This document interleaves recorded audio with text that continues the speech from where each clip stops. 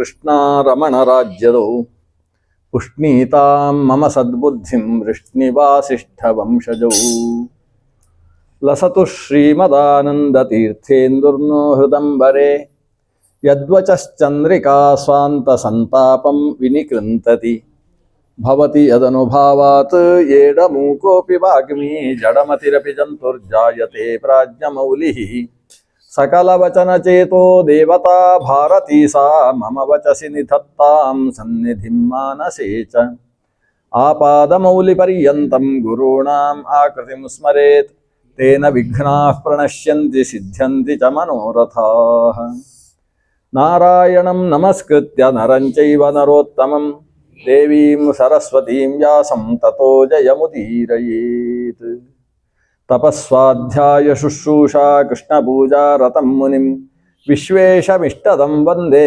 ಪರಿವ್ರಾಟ್ ಚಕ್ರವರ್ತಿನಂ ಶ್ರೀ ಗುರುಭ್ಯೋ ನಮಃ ಹರಿ ಓಂ. ಧರ್ಮರಾಜ ಯುದ್ಧಾನಂತರದ ತನ್ನ ಮಾನಸಿಕ ಉದ್ವೇಗಕ್ಕೆ ಒಳಗಾಗಿ ನಾನು ಕಾಡಿನಲ್ಲಿ ಹೋಗಿ ವೃಕ್ಷಗಳು ಬದುಕಿದ ಹಾಗೆ ಮೂರೂ ಕಾಲದ ಪ್ರಕೃತಿ ಪರಿಣಾಮಗಳನ್ನು ಸಹಿಸಿಕೊಂಡು ಸರ್ವ ವಿರಕ್ತನಾಗಿ ಜೀವನವನ್ನು ನಡೆಸ್ತೇನೆ ಅಂತ ಮುಂದುವರಿದಾಗ ಭೀಮಸೇನ ಅದನ್ನು ಉತ್ತರಿಸುವುದಕ್ಕೆ ಪ್ರಾರಂಭಿಸಿದ ಅನ್ನುವಲ್ಲಿಯ ತನಕದ ಕಥೆ ನಿನ್ನೆ ಶ್ರವಣ ಮಾಡಿದ್ದೇವೆ. ಶಾಂತಿ ಪರ್ವದಲ್ಲಿ ಬರ್ತಕ್ಕಂಥ ವಿಚಾರಗಳು. ಭೀಮಸೇನ ಆರಂಭ ಮಾಡ್ತಾನೆ, ಓ ರಾಜ, ನೀನು ರಾಜ ಅಂತ ನನಗೆ ಅನ್ನಿಸುವುದಿಲ್ಲ. ರಾಜ ಅನ್ನುವ ಶಬ್ದಕ್ಕೆ ಅರ್ಥ ಪ್ರಜೆಗಳನ್ನು ರಂಜಿಸುವವ. ಆ ಶಬ್ದವೇ ಆ ಅರ್ಥದಲ್ಲೇ ನಿಷ್ಪನ್ನವಾದದ್ದು. ಪ್ರಜಾಹ ರಂಜಯತೆ ಇತಿ ರಾಜ.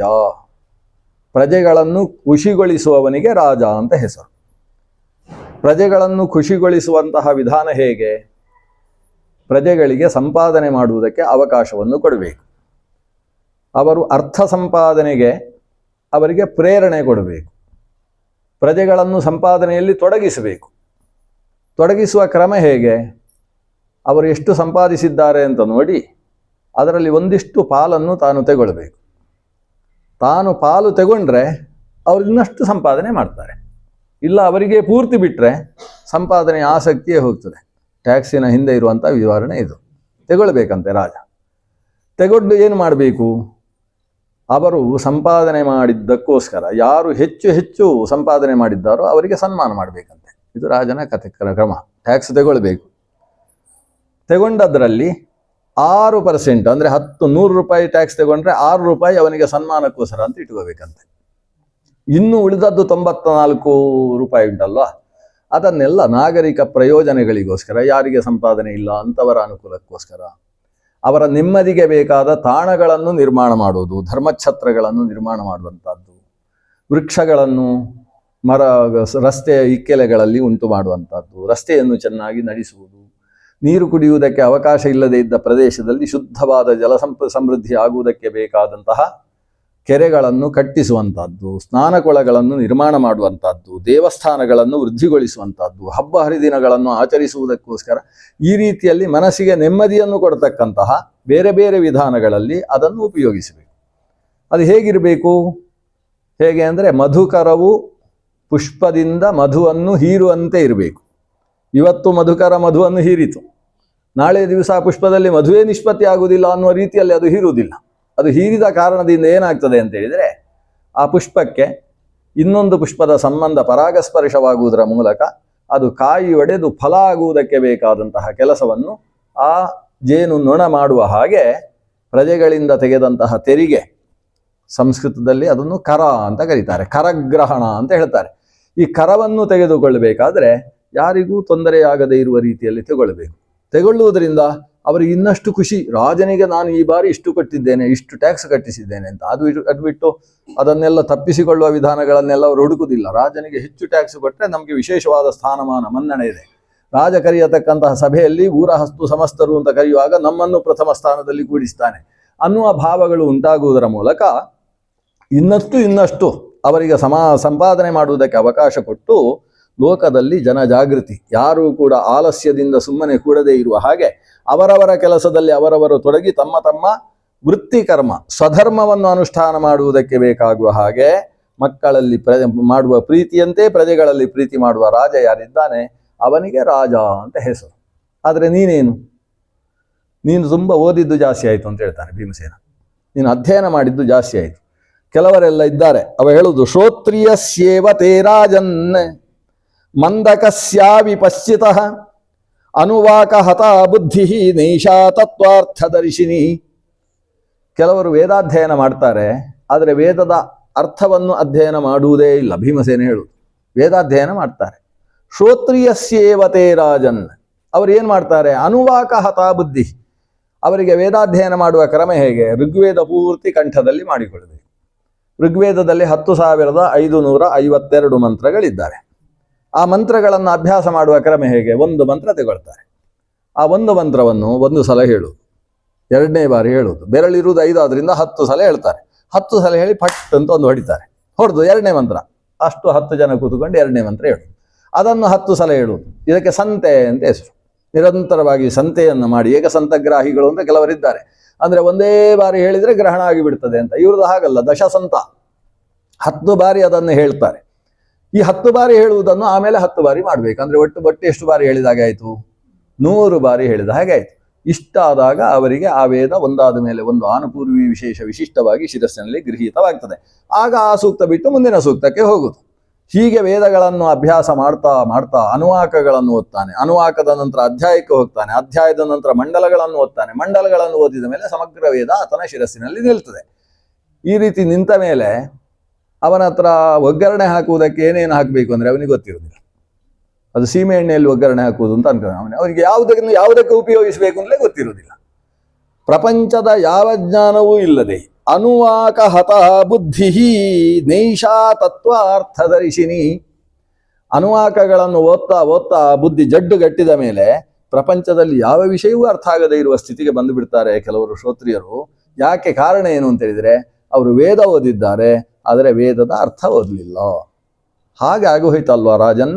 ನೀನು ರಾಜ, ಸಿಂಹಾಸನದಲ್ಲಿ ಕೂತು ಪ್ರಜಾರಂಜಕನಾಗಬೇಕಾದಂತಹ ವ್ಯಕ್ತಿ. ಈಗ ದುಷ್ಟ ಸಂಹಾರವಾಯಿತು. ಸಿಂಹಾಸನ ಯಾರಿಗೆ ಸಿಗಬೇಕು ಅಂತಹ ಧರ್ಮದೃಷ್ಟ ವ್ಯಕ್ತಿಗಳಿಗೆ ಲಭ್ಯವಾಗಿದೆ. ಈಗ ಪ್ರಜೆಗಳಿಗೆ ರಂಜನ ಕೊಡುವುದಕ್ಕೆ ಸಿಂಹಾಸನದಲ್ಲಿ ಕೂಡುವುದು ಬಿಟ್ಟು ನಾನು ಕಾಡಿಗೆ ಹೋಗ್ತೇನೆ ಅಂತ ಹೇಳಿದರೆ ಇದು ಅನುವಾಕಹತ ಬುದ್ಧಿಯ ಹಾಗೆ ಆಯಿತು. ನಿಂತು ಪ್ರಯೋಜನ ಇಲ್ಲ. ಆಲಸ್ಯೇ ಕೃತವಿತ್ತಸ್ಯ ರಾಜಧರ್ಮಾನ್ ಅಸೂಯತಃ ವಿನಾಶೇ ಧಾರ್ತರಾಷ್ಟ್ರಾಣಾಂ ಕಿಂ ಫಲಂ ಭರತ ಋಷಭ. ರಾಜಧರ್ಮವನ್ನೇ ಬಿಟ್ಟು ಕಾಡಿಗೆ ಹೋಗುವವ ದುರ್ಯೋಧನಾದಿಗಳನ್ನು ಕೊಂದು ಏನು ಪ್ರಯೋಜನ? ಸುಮ್ಮನೆ ಅವರನ್ನು ಬದುಕಲಿಕ್ಕಾದ್ರೂ ಬಿಡ್ಬೋದಿತ್ತಲ್ಲ. ಅವರನ್ನು ಕೊಂದದ್ದಾದ್ರೂ ಯಾಕೆ? ನೀನು ಹೇಗೂ ಕಾಡಿಗೆ. ಕ್ಷಮಾನುಕಂಪಾ ಕಾರುಣ್ಯಂ ಆನೃಶಂಸಂ ನ ವಿದ್ಯತೆ ಕ್ಷಾತ್ರಂ ಆಚರತೋ ಮಾರ್ಗಂ ಅಪಿ ಬಂಧೋ ತ್ವದಂತರೆ ಯದೀಮಾಂ ಭವತೋ ಬುದ್ಧಿಂ ವಿದ್ಯಾಮವಯಮೀದೃಶೀಂ ಶಸ್ತ್ರಂ ನೈವ ಗ್ರಹೀಷ್ಯಾಮೋ ನ ವಧಿಷ್ಯಾಮ ಕಂಚನ. ಅಣ್ಣನ ಹತ್ರ ಭೀಮಸೇನೆ ಹೇಳುದು, ಒಂದು ಕೆಲಸ ಮಾಡ್ಬೋದಿತ್ತು ನೀನು. ಯುದ್ಧ ಶುರುವಾಗುವುದಕ್ಕಿಂತ ಹಿಂದಿನ ದಿವಸ ಹೇಳಿದ್ರೂ ಸಾಕಿತ್ತು. ನಾನು ಗದೆಯನ್ನು ಒಳಗಿಟ್ಟು ಅದಕ್ಕೆ ಒಂದು ಪುಷ್ಪ ಹಾಕಿ ಆರತಿ ಮಾಡಿ ಸುಮ್ಮನೆ ಕೂತಿರ್ತಿದ್ದೆ. ಆದರೆ ನೀನು ಯುದ್ಧಕ್ಕೆ ಹೊರಡುವ ದಿವಸವೂ ಕೂಡ ಎಷ್ಟು ಆಸಕ್ತಿ. ಹೀಗೆ ಭೀಮಸೇನ ನೀನು ಇಲ್ಲಿ ಮುಂದೆ ಇರಬೇಕು, ಅರ್ಜುನ ನೀನು ಸಮಗ್ರದ ಜವಾಬ್ದಾರಿ ತಗೊಳ್ಬೇಕು, ದೃಷ್ಟದ್ಯುಮ್ನನಿಗೆ ಹಿನ್ನೆಲೆ ನಿಂತು ಅವನಿಗೆ ಎಲ್ಲೆಲ್ಲಿ ಯಾವ ವ್ಯೂಹಗಳನ್ನು ನಿರ್ಮಾಣ ಮಾಡಬೇಕು ಅಂತ ನಿರ್ದೇಶನ ಕೊಡುವ ಜವಾಬ್ದಾರಿಯನ್ನು ಅರ್ಜುನ ಹೊರಬೇಕು. ಎಲ್ಲರಿಗೂ ನಿರ್ದೇಶನವನ್ನು ಕೊಟ್ಟು ಯುದ್ಧದಲ್ಲಿ ಪ್ರೋತ್ಸಾಹವನ್ನು ತುಂಬಿಸಿ, ಯುದ್ಧದ ಮಧ್ಯದಲ್ಲಿ ಕರ್ಣನನ್ನು ಅರ್ಜುನ ಕೊಲ್ಲಿಲ್ಲ ಅಂತ ಸಿಟ್ಟು ಮಾಡಿಕೊಂಡು ನೀನು ಅರ್ಜುನ ನಿನ್ನ ಕೈಯಲ್ಲಿ ಗಾಂಡೀವ ಯಾಕೆ ಅಂತ ಅರ್ಜುನನಿಗೆ ಬೈತಿ. ಹಾಗಾದರೆ ಯುದ್ಧದಲ್ಲಿ ಅಷ್ಟು ಆಸಕ್ತನಾಗಿ ನಮ್ಮನ್ನೆಲ್ಲ ಯುದ್ಧ ಪ್ರಚೋದನೆ ಮಾಡಿದವ ಈಗ ಹೇಳ್ತಾ ಇದ್ದಿ ನಾನು ಕಾಡಿಗೆ ಹೋಗ್ತೇನೆ ಅಂತ. ಈ ನಾನು ಗದೆಯನ್ನು ಎತ್ತಿ ಹೊಡೆದದ್ದು ಯಾಕೆ? ಇದಕ್ಕೆಲ್ಲ ಅರ್ಥ ಇದೆಯಾ? ಯಾಕೆ ನನ್ನ ಹತ್ರ ಈ ಕೆಲಸ ಮಾಡಿಸಿದಿ? ಇದು ತಪ್ಪು ಹೌದಾದರೆ ನೀನು ಮಾಡಿಸಿದ್ದು, ನೀನು ಮಾಡಿಸಿದ ತಪ್ಪು ಕೆಲಸ ಈಗ ಅನ್ಯಾಯ. ನಾವು ಇಲ್ಲೇ ತನಕ ಮಾಡಿದ್ದೆಲ್ಲ ಅನ್ಯಾಯ. ಆದರೆ ನೀನು ಆ ಕೆಲಸ ಮಾಡುವುದಕ್ಕಿಂತ ಹಿಂದೆ ಎಷ್ಟೆಲ್ಲ ಉಪದೇಶಗಳನ್ನು ಪಡೆದಿದ್ದಿ. ದ್ರೌಪದಿಯ ಜೊತೆಗೆ ಧರ್ಮ ಸಂಚಾರ ಆಗಿದೆ, ನನ್ನ ಜೊತೆಗೆ ಧರ್ಮ ಚಿಂತನೆ ನಡೆದಿದೆ, ಸತ್ಯಭಾಮಾದೇವಿಯ ಜೊತೆಗೆ ಸಾಕ್ಷಾತ್ ಶ್ರೀಕೃಷ್ಣ ಬಂದು ನೀನು ಚರ್ಚೆ ನಡೆದಿದೆ, ಅನೇಕ ಋಷಿಮುನಿಗಳು ಮಾರ್ಕಂಡೇಯರ ಜೊತೆಗೆ ಕುಳಿತು ಧರ್ಮ ಚಿಂತನೆ ನಡೆಸಿದ್ದಿ. ಎಲ್ಲ ಆದಮೇಲೆ ತೀರ್ಮಾನ ಆದದ್ದು ಯುದ್ಧ ಆಗಬೇಕು ಅಂತ. ಈಗ ಬೇಡ ಅಂತ ಹೇಳ್ತಾ ಇದ್ದಿ, ತಪ್ಪಾಯಿತು ಅಂತ ಹೇಳ್ತಾ ಇದ್ದಿ. ಇದು ಹೇಗಾಯಿತು? ಇದೆಲ್ಲ ಎಲ್ಲವನ್ನು ಮಾಡಿ ತಿನ್ನುವಾಗ ಅದರಲ್ಲಿ ಕಲ್ಲು ಕಂಡ ಹಾಗೆ ಅನ್ನುವ ಪರಿಸ್ಥಿತಿ ಉಂಟಾಯಿತು ಅಂತ ಅನೇಕ ದೃಷ್ಟಾಂತಗಳನ್ನು ಕೊಟ್ಟು ಭೀಮಸೇನ ಹೇಳ್ತಾನೆ. ತಸ್ಮಾದಿಹ ಕೃತ ಪ್ರಜ್ಞಾ ತ್ಯಾಗಂ ನ ಪರಿಚಕ್ಷತೆ ಧರ್ಮವ್ಯತಿಕ್ರಮಂ ಚೈವ ಮನ್ಯಂತೆ ಸೂಕ್ಷ್ಮದರ್ಶಿನಃ. ಆದ್ರಿಂದ ಧರ್ಮಜ, ನೀನು ಈಗ ತ್ಯಾಗ ಅನ್ನುವ ಯೋಚನೆ ಮಾಡ್ತಾ ಇದ್ದಿ, ಅಂದರೆ ಸನ್ಯಾಸಿ ಆಗ್ತೇನೆ ಅಂತ ಯೋಚನೆ ಮಾಡ್ತಾ ಇದ್ದಿ. ಇದು ಧರ್ಮ ಅಲ್ಲ, ಧರ್ಮ ವ್ಯತಿಕ್ರಮ ಅಂತ ಇದನ್ನು ಕರೀತಾರೆ. ಯಾರು ಧರ್ಮ ಸೂಕ್ಷ್ಮವನ್ನು ತಿಳಿದವರಿದ್ದಾರೋ ಅವರೆಲ್ಲ ಇದೆಲ್ಲ ಪಲಾಯನವಾದ ಅಂತ ಹೇಳ್ತಾರೆ. ಆದ್ರಿಂದ ನೀನು ಈ ನಿಶ್ಚಯವನ್ನು ಬಿಟ್ಟು ನೇಮೇ ಮೃಗಾ ಸ್ವರ್ಗಜಿತ, ಈ ನಿರ್ಧಾರ ಬಿಡು. ಕಾಡಿಗೆ ಹೋದಿ, ಪ್ರಾಣಿಗಳ ಹಾಗೆ ಬದುಕಿದಿ, ಅದರಿಂದಾಗಿ ನೀನು ಸ್ವರ್ಗಕ್ಕೆ ಹೋಗ್ತೀಯ ಅಥವಾ ಮೋಕ್ಷಕ್ಕೆ ಹೋಗ್ತೀಯ? ಏನು ಉದ್ದೇಶ ಹೇಳು? ನೀನು ಈ ರಾಜ್ಯ ಬಿಟ್ಟು ಕಾಡಿಗೆ ಹೋದಿ, ಕಾಡಿನಲ್ಲಿ ಮರಗಳ ಹಾಗೆ ಬದುಕ್ತೇನೆ ಅಂತ ಒಂದು ಸಲ ಹೇಳ್ತಿ, ಮೃಗ ಪಕ್ಷಿಗಳ ಹಾಗೆ ಅವುಗಳ ಶಬ್ದವನ್ನು ಕೇಳಿಕೊಂಡು ಖುಷಿ ಪಡ್ತೇನೆ ಅಂತ ಇನ್ನೊಂದು ಸಲ ಹೇಳ್ತಿ. ಹೀಗೆ ಮಾಡಿ ನಿಂಗೇನು ಸ್ವರ್ಗ ಬೇಕಾ ಮೋಕ್ಷ ಬೇಕಾ? ಯಾವುದಕ್ಕೆ ಹೋಗ್ತಿ? ನೀನು ಪ್ರಾಣಿಗಳ ಹಾಗೆ ಕಾಡಿನಲ್ಲಿ ಬದುಕುವುದರಿಂದ ನಿನಗೆ ಸ್ವರ್ಗ ಸಿಗ್ತದೆ ಅಂತಾದರೆ ಕಾಡಿನ ನರಿಗಳು, ತೋಳಗಳು, ಅಲ್ಲಿರ್ತಕ್ಕಂತಹ ಜಿಂಕೆಗಳು ಅವುಗಳೇ ಸ್ವರ್ಗಕ್ಕೆ ಹೋಗ್ಬೇಕು. ಯಾವುದಾದ್ರೂ ಒಂದು ಪ್ರಾಣಿ ಸ್ವರ್ಗಕ್ಕೆ ಹೋಗಿದೆಯಾ? ನೇಮೇ ಮೃಗಾಹ ಸ್ವರ್ಗಜಿತ ನ ವರಾಹ ನ ಪಕ್ಷಿಣಃ. ಯಾವ ಹಂದಿಗಳು, ಯಾವ ಪಕ್ಷಿಗಳು ಸ್ವರ್ಗಕ್ಕೆ ಹೋಗಲಿಲ್ಲ. ಅಥ ಅನ್ಯೇನ ಪ್ರಕಾರೇಣ ಪುಣ್ಯಮಾಹುರ್ ನತಂ ಜನ. ಹಾಗಾದ್ರೆ ಈ ಕಾಡಿಗೆ ಹೋಗಿ ಬದುಕುವ ವಿಧಾನದಿಂದ ಪುಣ್ಯ ಬರ್ತದೆ ಅಂತ ಯಾವ ಜ್ಞಾನಿಗಳು ಹೇಳುವುದಿಲ್ಲ. ಅದರಿಂದ ಕಾಡಿನಲ್ಲಿ ಬದುಕಿದ್ರು ನೀನೀಗ ನಮ್ಮವರನ್ನೆಲ್ಲ ಕೊಂದು ಅಂತ ದುಃಖ ಪಡ್ತಾ ಇದ್ದೀಯಲ್ವ, ಅದು ಕಾಡಿಗೆ ಹೋದರೂ ಹೋಗುವುದಿಲ್ಲ. ಅದರಿಂದ ಏನು ಸಂಪಾದನೆ ಮಾಡ್ತಿ? ಯದಿ ಸನ್ಯಾಸತ ಸಿದ್ಧಿಂ ರಾಜ ಕಶ್ಚಿದವಾಪ್ನುಯಾತ್ ಪರ್ವತಾಶ್ಚ ದ್ರುಮಾಶ್ಚೈವ ಕ್ಷಿಪ್ರಂ ಸಿದ್ಧಿಂ ಅವಾಪ್ನುಯುಃ ಏತೇ ಹಿ ನಿತ್ಯ ಸನ್ಯಸ್ತಾಃ ದೃಶ್ಯಂತೆ ನಿರುಪದ್ರವಾಃ. ಇನ್ನೊಬ್ಬರಿಗೆ ಉಪದ್ರವ ಮಾಡದೆ, ಯಾರ ಜೊತೆಗೂ ವಾಸ ಮಾಡದೆ ಪ್ರತ್ಯೇಕವಾಗಿ ಕೂತು ಬಿಟ್ರೆ ನಮಗೆ ಶ್ರೇಯಸ್ಸಾಗ್ತದೆ ಅಂತ ನೀನು ಹೇಳ್ತಾ ಇದ್ದೀಯಲ್ವಾ? ಇಂತಹ ಸನ್ಯಾಸದಿಂದ ಶ್ರೇಯಸ್ಸಾಗುವುದಾದರೆ ಪರ್ವತಾಶ್ಚ ದ್ರುಮಾಶ್ಚೈವ, ಕಾಡಿನಲ್ಲಿದ್ದ ಪರ್ವತಗಳು, ಕಾಡಿನಲ್ಲಿರತಕ್ಕಂಥ ಮರಗಳು ಅವುಗಳೆಲ್ಲ ಇವತ್ತಿಗೆ ಸ್ವರ್ಗಕ್ಕೋ ಮೋಕ್ಷಕ್ಕೋ ಹೋಗಬೇಕಿತ್ತು. ಆದರೆ ಅವು ಯಾವುದೂ ಹೋಗಲಿಲ್ಲ ಅಂದರೆ ಏನರ್ಥ? ಆ ರೀತಿ ಬದುಕುವುದರಿಂದ ಸ್ವರ್ಗ ಮೋಕ್ಷಾದಿ ಸಾಧನೆ ಅಲ್ಲ. ಸ್ವರ್ಗಕ್ಕೆ ಸಂಸ್ಕೃತದಲ್ಲಿ ಅಭ್ಯುದಯ ಅಂತ ಹೆಸರು. ಈ ಅಭ್ಯುದಯ ಪ್ರಾಪ್ತಿ ಉಂಟಾಗಬೇಕಾದ್ರೆ ಮನುಷ್ಯ ಹೇಗೆ ಬದುಕಬೇಕೋ ಹಾಗೆ ಮನುಷ್ಯ ಬದುಕಬೇಕು. ಅದು ಬಿಟ್ಟು ವರಾಹಗಳ ಹಾಗೆ, ನಾಯಿಗಳ ಹಾಗೆ, ಮರಗಳ ಹಾಗೆ, ಪರ್ವತಗಳ ಹಾಗೆ ಬದುಕುವುದಲ್ಲ. ನೀನು ಹೇಳ್ತಕ್ಕಂತಹ ಏನು ಸನ್ಯಾಸ ಇದೆ ಅದು ಒಂದು ರೀತಿಯಲ್ಲಿ ಕಾಡಿನಲ್ಲಿ ಹೋಗಿ ಕಾಡೇ ಆಗಿ ಬಿಡುವುದು ಅಂತ. ಅದು ಮನುಷ್ಯನ ಸಾಧನೆ ಅಲ್ಲ. ಯಾವ ಧರ್ಮದಲ್ಲಿ ನಾವಿದ್ದೇವೆ, ಸ್ವಧರ್ಮ, ಇನ್ನೊಂದು ರಾಜಧರ್ಮ, ಆ ರಾಜಧರ್ಮವನ್ನು ಚೆನ್ನಾಗಿ ಅನುಪಾಲನೆ ಮಾಡ್ತಕ್ಕಂಥದ್ದೇ ಶ್ರೇಯಸ್ಸಲ್ಲವೇ ಅಂತ ಭೀಮಸೇನ ಹೇಳಿದಾಗ ಧರ್ಮರಾಜ, ನೀವೆಲ್ಲ ಚೆನ್ನಾಗಿ ಹೇಳ್ತಾ ಇದ್ದೀರಿ, ಕೇಳಲಿಕ್ಕೆ ಖುಷಿ ಆಗ್ತದೆ ಅಂತ ಹೇಳ್ತಾನೆ. ಅವನಿಗೆ ಧರ್ಮೋಪದೇಶ ಮಾಡ್ತಾ ಇದ್ರೆ ಕೇಳಲಿಕ್ಕೆ ಖುಷಿ ಆಗೋದು, ಅದು ಮನಸ್ಸಿಗೆ ನಾಟುವುದೇ ಇಲ್ಲ. ಅಂದರೆ ಇದರ ಅಭಿಪ್ರಾಯ ಏನು? ಒಬ್ಬ ವ್ಯಕ್ತಿ ಒಂದು ನಿಶ್ಚಯ ಮಾಡಿಕೊಂಡ ಅಂತ ಆದರೆ ಅದು ಧರ್ಮವೋ ಅಧರ್ಮವೋ ಅಂತ ತೀರ್ಮಾನ ಮಾಡಿದ. ಮನೆಯಲ್ಲಿ ಟಿವಿ ಚಿಕ್ಕದಾಯಿತು, ಆ ಗೋಡೆ ಪೂರ್ತಿ ಟಿವಿ ಹಾಕಬೇಕು ಅಂತ ಒಬ್ಬ ಹುಡುಗ ತೀರ್ಮಾನ ಮಾಡಿದ ಅನ್ಕೊಳ್ಳಿ. ಈ ಹುಡುಗ ಇಲ್ಲ ಇವತ್ತು, ಅವನೊಂದು ತೀರ್ಮಾನ ಮಾಡಿದ. ಆ ತೀರ್ಮಾನ ಮಾಡಿದ ಮೇಲೆ ಯಾರು ಎಷ್ಟು ಬುದ್ಧಿ ಹೇಳಿದ್ರು ಕೂಡ ಇವರಿಗೆ ಮನಸ್ಸಲ್ಲಿ ಏನೋ ಇದೆ, ಅದಕ್ಕೋಸ್ಕರ ಶಬ್ದಗಳನ್ನು ಜೋಡಿಸ್ತಾ ಇದ್ದಾರೆ ಅಷ್ಟೇ. ನಿಜವಾಗಿ ನಾನು ಯೋಚಿಸಿದ್ದೇ ಸರಿಯಾದದ್ದು ಅಂತ ಅದು ಯಾವತ್ತೂ ಬಿಟ್ಟು ಹೋಗುವುದಿಲ್ಲ. ಇದು ಬುದ್ಧಿಯಲ್ಲಿ ಬಂದ ತೀರ್ಮಾನದಲ್ಲಿರ್ತಕ್ಕಂಥ ಸಮಸ್ಯೆ. ಮನಸ್ಸಿನಲ್ಲಿ ಒಂದು ತೀರ್ಮಾನ ಆದರೆ ಅದನ್ನು ವ್ಯತ್ಯಾಸ ಮಾಡಿಕೊಳ್ಳಿಕ್ಕೆ ಆಗ್ತದೆ. ಆದರೆ ಬುದ್ಧಿಯಲ್ಲಿ ಒಂದು ತೀರ್ಮಾನವಾದರೆ ಅದು ಅವನೇ ಆಗಿಬಿಡ್ತಾನೆ. ಯೋ ಯಚ್ಛ್ರದ್ಧ ಸಯೇವ ಸಹ ಅಂತ ಕೃಷ್ಣ ಗೀತೆಯಲ್ಲಿ ಹೇಳ್ತಾನೆ. ಅವನಿಗೂ ಆ ತೀರ್ಮಾನಕ್ಕೂ ವ್ಯತ್ಯಾಸ ಇಲ್ಲ ಅಂತ ಆಗ್ತದೆ. ಅಕಸ್ಮಾತ್ ಯಾರಾದರೂ ಆ ತೀರ್ಮಾನವನ್ನೇ ಬಗ್ಗಿಸುವುದಕ್ಕೆ ಬಲಾತ್ಕಾರವಾಗಿ ಪ್ರಯತ್ನಿಸಿದರೆ ಅವನು ತನ್ನ ಶರೀರಘಾತವನ್ನು ಮಾಡುವುದಕ್ಕೂ ಸಿದ್ಧನಾಗಿ ಬಿಡ್ತಾನೆ ಅಂತ. ಈಗ ಧರ್ಮರಾಜನ ಮನಸ್ಥಿತಿ ಆ ರೀತಿ ಕಲ್ಲಾಗಿ ಹೋಗಿದೆ. ಭೀಮಸೇನ ಎಷ್ಟು ಹೇಳಿದ್ರು ಒಂದು ನಗ್ತಾನೆ, ಚೆನ್ನಾಗಿ ಹೇಳ್ತೀವಿ ಭೀಮಸೇನ, ಆದರೆ ಹಾಗಲ್ಲ ಅಂತ ಹೇಳ್ತಾನೆ. ಹಾಗಲ್ಲ ಅಂತ ಹೇಳಿದ ಗುಳ್ಳೆ ಭೀಮಸೇನ, ಅರ್ಜುನ ನೀನು ಮಾತಾಡಿ ಅಂತ ಹೇಳ್ತಾನೆ. ನಾನು ಇವನ ಹತ್ರ ಮಾತಾಡಿದರೆ ನನಗೆ ಆಮೇಲೆ ಸಿಟ್ಟು ಬರ್ತದೆ, ಆಮೇಲೆ ಗದೆ ತೆಗಿಬೇಕಾಗ್ತದೆ, ಅದೆಲ್ಲ ಬೇಡ, ನೀನು ಮಾತಾಡು. ಅರ್ಜುನ ಉವಾಚ, ಅರ್ಜುನ ನಕ್ಕ, ಸರಿ ಇಷ್ಟೇ, ಈ ಅಣ್ಣಂದು ಕಥೆ ಇಷ್ಟೇ, ನಾನು ಅವನಿಗೊಂದು ಕಥೆ ಹೇಳ್ತೇನೆ ಅಂತ ಕಥೆ ಶುರು ಮಾಡಿದೆ. ಅದು ನಮಗೆ ಸುಲಭ, ಈ ಕಥೆ ಎಲ್ಲ ಬಂದರೆ ಸುಲಭ. ಅದು ಅವನ ಕಥೆ ಹೇಳ್ತಾನೆ. ಅತ್ರೈವೋದಾಹರಂತಿ ಮಂ ಇತಿಹಾಸಂ ಪುರಾತನಂ ತಾಪಸೈ ಸಹ ಸಂವಾದಂ ಶಕ್ರಸ್ಯ ಭರತರ್ಷಭ. ಒಂದು ಕಾಡಿನಲ್ಲಿ ನಡೆದ ಒಂದು ಕಥೆ ಇದೆ.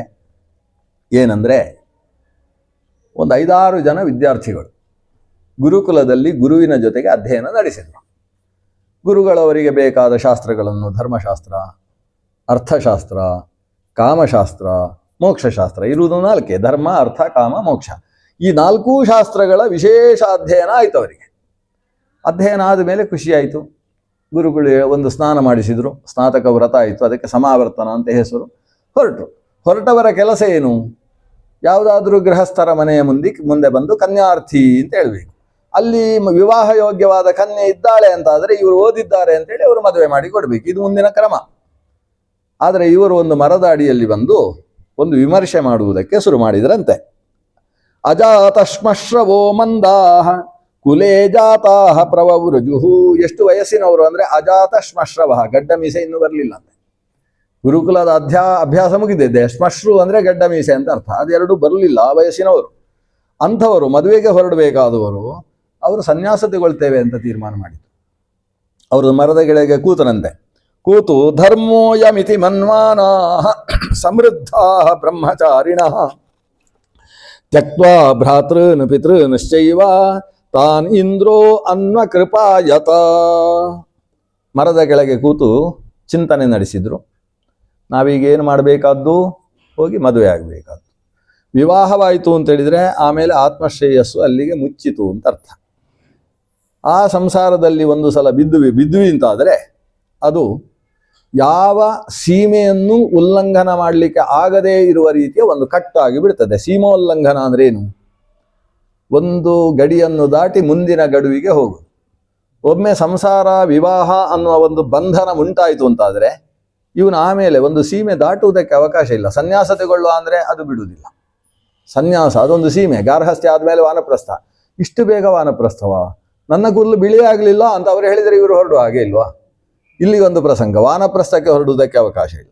ವಾನಪ್ರಸ್ಥ ಹಾಗೆ ಮುಂದೆ ಹೋಗಿ ಸನ್ಯಾಸ ಮಾಡುವ ಅಂತ ಹೇಳಿದರೆ, ಅಲ್ಲ ನಿಮ್ಮ ಹೆಣ್ಣು ಮಕ್ಕಳಿದ್ದಾರೆ, ಇವರಿಗೆ ಮದುವೆ ಮಾಡಲಿಲ್ಲ, ಅಷ್ಟು ಬೇಗ ಸನ್ಯಾಸ ಅಂತೆ ಇವರಿಗೆ. ಇವರು ಸನ್ಯಾಸ ಎಷ್ಟು ದಿವಸ ಇರ್ತಾರೆ ನೋಡಿ ಅಂತ ಇವರು ಗಲಾಟೆ ಶುರು ಆಗ್ತದೆ ಮನೆಯಲ್ಲಿ. ಹಾಗಾಗಿ ಒಟ್ಟಂದದಲ್ಲಿ ಅವನಿಗೆ ಸೀಮೆಯನ್ನು ದಾಟುವುದಕ್ಕೆ ಅವಕಾಶ ಇಲ್ಲ. ಆ ರೀತಿಯ ಒಂದು ಚೌಕಟ್ಟು ಉಂಟಾಗಿ ಬಿಡ್ತದೆ.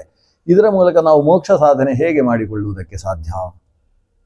ಹಸುಗಳು ಇರ್ತಾವೆ ಅಂತ. ಹಸುಗಳು, ಅವುಗಳಿಗೆ ಗೌಹು ಅಂತ ಹೆಸರು, ಗೋವು ಅಂತ ಹೆಸರು. ಗೋವು ಅಂದ್ರೆ ಏನು? ನಡೆದಾಡುವವುಗಳು. ಗಚ್ಚಂತೀತಿ ಗಾವಹ. ಇಂಗ್ಲಿಷ್ನಲ್ಲೂ ಗೋ ಅಂತ ಹೇಳಿದರೆ ಅದೇ ಅರ್ಥ. ಗೋ ಅಂದರೆ ಗಮನಶೀಲ ಅಂತ ಅರ್ಥ. ನಿರಂತರ ಸಂಚರಿಸುವಂಥವುಗಳು, ಕಟ್ಟಿ ಹಾಕದೇ ಇರತಕ್ಕಂಥವುಗಳು ಅಂತ ಅರ್ಥ. ಅಂತಹ ಹಸುಗಳನ್ನು ಬಿಡುವವ ಏನು ಮಾಡ್ತಾನೆ? ಕೆಲವು ಸಲ ಆ ಕಡೆ ಸೀಮೆ ಇರ್ತದೆ, ಆ ಸೀಮೆ ದಾಟಿ ಆ ಕಡೆ ಹೋದರೆ ಅವರ ಹೊಲವನ್ನು ಮೇಯಿತು ಅಂತಾದರೆ ಅವನು ಇವರಿಗೆ ಶಿಕ್ಷೆ ಕೊಡ್ತಾನೆ. ಅದಕ್ಕೋಸ್ಕರ ಆ ಹಸುವಿನ ಗಂಟಲಿಗೆ ಒಂದು ದೊಡ್ಡ ಮರದ ಗೂಟವನ್ನು ಹಾಕಿರ್ತಾನೆ. ಇದು ಹೋಗುವಾಗ ಆ ಗೂಟ ಕಾಲಿಗೆ ತಾಗುದು. ಅದ್ಮೆಲ್ಲ ಹೀಗೆ ತಲೆ ಹಾಕೊಂಡು ಮೆಲ್ಲ ಹೋಗಬೇಕು. ಹೋಗ್ತಾ ಯಾವ ಸೀಮೆಯನ್ನು ದಾಟಲಿಕ್ಕೆ ಆಗುದಿಲ್ಲ. ಚಿಕ್ಕ ಬೇಲಿದ್ರೂ ದಾಟಲಿಕ್ಕೆ ಆಗುದಿಲ್ಲ. ಈ ಮದುವೆ ಅಂದರೆ ಹಾಗಂತೆ. ಅನುಭವಕ್ಕೆ ಬಂದಿದ್ರೆ ಮಾತ್ರ ನಗಬೇಕು, ಇಲ್ಲಿ ಹೋದ್ರೆ ನಗಬಾರ್ದು. ಮದುವೆ ಆದರೆ ಹಾಗಂತೆ. ಅದು ಒಂದು ರೀತಿಯಲ್ಲಿ ಗೂಟವನ್ನು ಕಟ್ಟಿದ ಹಾಗೆ. ಈ ಪರಿಸ್ಥಿತಿಯಲ್ಲಿ ನಾವು ಯಾಕೆ ಮದುವೆ ಆಗಬೇಕು? ಆದ್ರಿಂದ ನಾವು ಏನಿದ್ರು ಸನ್ಯಾಸಿಗಳಾಗುವ ಅಂತ ಮೀಸೆ ಬರದೇ ಇದ್ದ ಮಕ್ಕಳು ತೀರ್ಮಾನ ಮಾಡಿದ್ರು. ತೀರ್ಮಾನ ಮಾಡಿದಾಗ ಮರದ ಮೇಲೆ ಒಂದು ಹಕ್ಕಿ, ಆ ಹಕ್ಕಿ ಹೇಡಿಗಳೇ ಅಂತ ಶುರು ಮಾಡಿ. ಹೇಡಿಗಳೇ ಮಾತ್ರ ಅಲ್ಲ, ಮೂರ್ಖರೇ ಅಂತ ಮತ್ತೆ ಬೇರೆ ಇನ್ನೊಂದು ಶಬ್ದವನ್ನು ಹೇಳಿತಂತೆ. ಆ ಹಕ್ಕಿ ತಾನ್ ಆಬಭಾಷೆ ಭಗವಾನ್ ಪಕ್ಷೀ ಭೂತ್ವಾ ಹಿರಣ್ಮಯ ಸುದುಷ್ಕರಂ ಮನುಷ್ಯೈಶ್ಚ ಯತ್ಕೃತಂ ವಿಘಸಾಶಿಭಿಃ ಪುಣ್ಯಂ ಭವತಿ ಕರ್ಮೇದಂ ಪ್ರಶಸ್ತಂ ಚೈವ ಜೀವಿತಂ ಸಿದ್ಧಾರ್ಥಾಸ್ತೆ ಗತಿಂ ಮುಖ್ಯಾಂ ಪ್ರಾಪ್ತಾಃ ಧರ್ಮಪರಾಯಣಾಃ. ನೀವು ಹೇಡಿಗಳು ಅಂದ್ರೆ ಏನು? ಮದುವೆ ಯಾಕಾಗುವುದಿಲ್ಲ ಅಂತ ಹೊರಟಿದ್ದೀರಿ? ಮದುವೆಯಾದರೆ ಸಮಸ್ಯೆ ಇದೆ, ಆ ಸಮಸ್ಯೆಗೆ ಹೆದರಿದವರು ಆದ್ರಿಂದ ಹೇಡಿಗಳು. ಆದರೆ ನಿಜವಾಗಿ ಆ ಸಮಸ್ಯೆಯನ್ನು ತಾನು ಸ್ವೀಕಾರ ಮಾಡುವುದರಲ್ಲೇ ನಿಜವಾದ ಶ್ರೇಯಸ್ಸು ಅನ್ನುವುದನ್ನು ಅರ್ಥ ಮಾಡಿಕೊಳ್ಳದೇ ಇದ್ದದರಿಂದ ನೀವು ಮೂರ್ಖರು. ಹೇಡಿಗಳು ಹೌದು, ಮೂರ್ಖರು ಹೌದು. ಯಾಕೆ ಮೂರ್ಖರು? ಅರ್ಥ ಮಾಡಿಕೊಳ್ಳಿಲ್ಲ ಯಾಕೆ ನೀವು? ಯಾಕಂದ್ರೆ ಗಾರ್ಹಸ್ಥ್ಯ ಅನ್ನುವ ಆಶ್ರಮ ಸರ್ವಶ್ರೇಷ್ಠವಾದ ಆಶ್ರಮ. ಗೃಹಸ್ಥರು ಮಾತ್ರ ಕೇಳಬೇಕಾದ್ದು, ಸನ್ಯಾಸಿಗಳಿದ್ದಾಗ ಇದೊಂದು ಉಪನ್ಯಾಸ ಮಾಡುವ ಹಾಗಿಲ್ಲ. ಯಾಕಂದರೆ ಸನ್ಯಾಸಿಗಳಲ್ಲಿ ಸನ್ಯಾಸಾಶ್ರಮವೇ ಶ್ರೇಷ್ಠ ಅಂತ ಹೇಳುವಂತಹ ಭಾಗವತ ಮುಂದೆ ಇದೆ. ಅದು ಅನುಶಾಸನ ಪರ್ವದಲ್ಲಿದೆ. ಇಲ್ಲಿ ಗೃಹಸ್ಥಾಶ್ರಮವೇ ಶ್ರೇಷ್ಠ ಅನ್ನೋ ವಿಷಯ ಇಲ್ಲಿ ಬರ್ತಾ ಇದೆ. ಇವ ಇಂದ್ರನೇ ಪಕ್ಷಿಯಾಗಿ ಬಂದವ. ಇಂದ್ರಹ ಪಕ್ಷೀಭೂತ್ವ ಹಿರಣ್ಮಯ, ಬಂಗಾರದ ಹಕ್ಕಿಯಾಗಿ ಬಂದದ್ದ. ಇಲ್ಲಿ ಚಿತ್ರ ಬೇರೆ ಕೊಟ್ಟಿದ್ದಾರೆ ನಮಗೆ. ಆ ಬಂಗಾರದ ಹಕ್ಕಿಯಾಗಿ ಬಂದು ಅವನು ಮರದ ಮೇಲೆ ನಿಂತು ಹೇಳಿದ್ದು, ಆದರೆ ಇಲ್ಲಿ ಚಿತ್ರದಲ್ಲಿ ಕೆಳಗೆ ಕೊಡಿಸಿಬಿಟ್ಟಿದ್ದಾರೆ. ಅಂತೂ ಮರದ ಮೇಲೆ ಹಕ್ಕಿ ಇವನಿಗೆ ಉಪದೇಶ ಕೊಡ್ತದೆ. ಹೇಳ್ತಾನೆ, ವಿಘಸಾಶಿ ಅಂದರೆ ಏನು ತಿಳ್ಕೊಂಡಿದ್ದೀರಿ ನೀವು ಅಂತ ಶುರು ಮಾಡ್ತಾನೆ. ವಿಘಸಾಶಿ ಅನ್ನೋದು ಒಂದು ವಿಶಿಷ್ಟವಾದ ಶಬ್ದ. ಅದರ ಅರ್ಥ ಯಜ್ಞದಲ್ಲಿ ದೇವತೆಗಳಿಗೆ, ಪಿತೃಗಳಿಗೆ ಮತ್ತು ಮನುಷ್ಯರಿಗೆ ಯಜ್ಞದಲ್ಲಿ ಕೊಟ್ಟು ಉಳಿದದ್ದನ್ನು ತಿನ್ನುವವನಿಗೆ ವಿಘಸಾಶಿ ಅಂತ ಹೆಸರು. ಇದೊಂದು ಪ್ರಶಂಸಾವಾಚಕವಾದ ಗೃಹಸ್ಥನನ್ನು ಹೇಳುವ ಶಬ್ದ. ವಿಘಸ ಅಂದರೆ ಅರ್ಥ ದೇವತೆಗಳಿಗೆ ಕೊಡಬೇಕು, ಅದಕ್ಕೆ ವೈಶ್ವದೇವ ಅಂತ ಹೆಸರು. ದೇವಯಜ್ಞ ಅಂತ ಕರೀತಾರೆ. ಅಥವಾ ಶಾಲಗ್ರಾಮಾದಿಗಳಲ್ಲಿ ನೈವೇದ್ಯ ಮಾಡಿ ದೇವತೆಗಳಿಗೆ ಅಗ್ನಿಯಲ್ಲಿ ಆಹುತಿ ಕೊಡುವುದು, ಇದು ದೇವಯಜ್ಞವನ್ನು ಮುಗಿಸಿಕೊಳ್ಬೇಕು. ಆಮೇಲೆ ಪಿತೃಯಜ್ಞ ಅಂತ ಪ್ರಕ್ರಿಯೆ ಇದೆ. ಅದು ಶ್ರಾದ್ದಾದಿ ವಿಧಾನಗಳಲ್ಲಿ ಅಂತಾದರೆ ಪಿತೃಯಜ್ಞ ಅಂತಲೇ ಕರಿತೇವೆ ನಾವು. ಅಥವಾ ಪಿತೃಗಳನ್ನು ಉದ್ದೇಶಿಸಿ ಬ್ರಾಹ್ಮಣ ಭೋಜನವನ್ನು ಮಾಡಿಸಿತು ಅಂತಾದರೆ ಅದು ಪಿತೃಯಜ್ಞ ಅಂತ ಕರೀತಾರೆ. ಬ್ರಾಹ್ಮಣ ಭೋಜನ ಆಗಬೇಕು. ಇದಾದ ಮೇಲೆ ಮನುಷ್ಯ ಯಜ್ಞ ನಡೆಸಬೇಕು. ಮನುಷ್ಯ ಯಜ್ಞ ಅಂತ ಹೇಳಿದರೆ ನಮಗೆ ಯಾರ್ಯಾರು ಉಪಕಾರ ಮಾಡ್ತಾರೆ ಅವರಿಗೆಲ್ಲ ಸ್ವಲ್ಪ ಅನ್ನ ತೆಗೆದಿಡಬೇಕು. ಮನೆಯಲ್ಲಿ ಕೆಲಸದ ಆಳುಗಳಿರ್ಬೋದು, ಅಥವಾ ಮನೆಗೆ ಯಾರೋ ಭಿಕ್ಷುಕರು ಬಂದಿರ್ಬೋದು, ಅಥವಾ ತಾವು ಶಂಖ ಮತ್ತು ಗಂಟೆ ಹಿಡ್ಕೊಂಡು ಒಂದು ಹರಿದಾಸರು ಬಂದಿರ್ಬೋದು, ಯಾರು ಬಂದಿದ್ದಾರೆ, ವಚನಕಾರರು ಬಂದಿರ್ಬೋದು, ಯಾರೇ ಬರ್ಬೋದು. ಬಂದವರಿಗೆ ಮಧ್ಯಾಹ್ನ ಬಂದಿದ್ದೀರಿ ಊಟ ಮಾಡಿಕೊಂಡು ಹೋಗಿ ಅಂತ ಅವರಿಗೆ ಊಟ ಹಾಕಬೇಕು. ಇದಕ್ಕೆ ಮನುಷ್ಯ ಯಜ್ಞ ಅಂತ ಹೆಸರು. ಮನುಷ್ಯ ಯಜ್ಞ ಆದ ಮೇಲೆ ಭೂತಯಜ್ಞವನ್ನು ಮಾಡಬೇಕು. ಭೂತಯಜ್ಞ ಅಂದರೆ ಪ್ರಾಣಿ. ನಮಗೆ ಯಾವ ಪ್ರಾಣಿಗಳು ನಮ್ಮ ಈ ಅಡಿಗೆ ಮಾಡುವುದಕ್ಕೆ ಕಾರಣವೋ, ಅದು ಉಳುವುದಕ್ಕೆ ಕಾರಣವಾದ ಎತ್ತಿರ್ಬೋದು, ಅಥವಾ ಹಾಲು ಮೊಸರು ಬೆಣ್ಣೆಗಳಿಗೆ ಕಾರಣವಾದ ಹಸು ಇರ್ಬೋದು, ಅದಕ್ಕೊಂದು ತೆಗೆದಿಡಬೇಕು, ಗೋಗ್ರಾಸ ದಾನ ಮಾಡಬೇಕು ಅಂತ ಅರ್ಥ. ಇದಕ್ಕೆ ಭೂತಯಜ್ಞ ಅಂತ ಹೆಸರು. ಹೀಗೆ ಮನುಷ್ಯ ಯಜ್ಞ ಅಲ್ಲ, ಯಾವುದು ಮೊದಲು ದೇವಯಜ್ಞ, ಪಿತೃಯಜ್ಞ, ಮನುಷ್ಯ ಯಜ್ಞ, ಭೂತಯಜ್ಞಗಳನ್ನು ಮಾಡಿದ ಮೇಲೆ ಅವನಿಗೆ ಅನ್ನ ಸ್ವೀಕರಿಸುವುದಕ್ಕೆ ಅಧಿಕಾರ, ಅವನಿಗೆ ಗೃಹಸ್ಥ ಅಂತ ಹೆಸರು. ಈ ರೀತಿ ಗೃಹಸ್ಥ ಮಾತ್ರ ಹೀಗೆ ಮಾಡಲಿಕ್ಕೆ ಸಾಧ್ಯ ಆಗುದು. ಬ್ರಹ್ಮಚಾರಿ ಹಾಗೆ ಮಾಡ್ಲಿಕ್ಕೆ ಆಗ್ತದಾ? ಬ್ರಹ್ಮಚಾರಿ ಇನ್ನೊಬ್ರು ಅಡಿಗೆ ಮಾಡಿದ್ದನ್ನು ತಿಂದು ಆಮೇಲೆ ನೀವು ಊಟ ಮಾಡಿ ಅಂತ ಹೇಳಿ ಹೋಗುವ. ಯತಿ ಹಾಗೆ ಮಾಡ್ಲಿಕ್ಕೆ ಆಗ್ತದಾ? ಸನ್ಯಾಸಿ ಭಿಕ್ಷೆಗೋಸ್ಕರ ಗೃಹಸ್ಥನ ಮನೆಗೆ ಬರಬೇಕು. ಹಾಗಾದ್ರೆ ಅವನೂ ಭಿಕ್ಷೆ ಬೇಡಿ ಬದುಕುವ. ಬ್ರಹ್ಮಚಾರಿಯೂ ವಾರಾನ್ನವನ್ನು ಭೋಜನ ಮಾಡ್ತಕ್ಕಂಥವ. ಹಾಗಾದ್ರೆ ಈ ಅವಕಾಶ ಇರುವುದು ಯಾರಿಗೆ? ಗೃಹಸ್ಥನಿಗೆ ಮಾತ್ರ. ಆದ್ದರಿಂದ ಗೃಹಸ್ಥನನ್ನು ವಿಘಸಾಶಿ ಅಂತ ಕರೀತಾನೆ.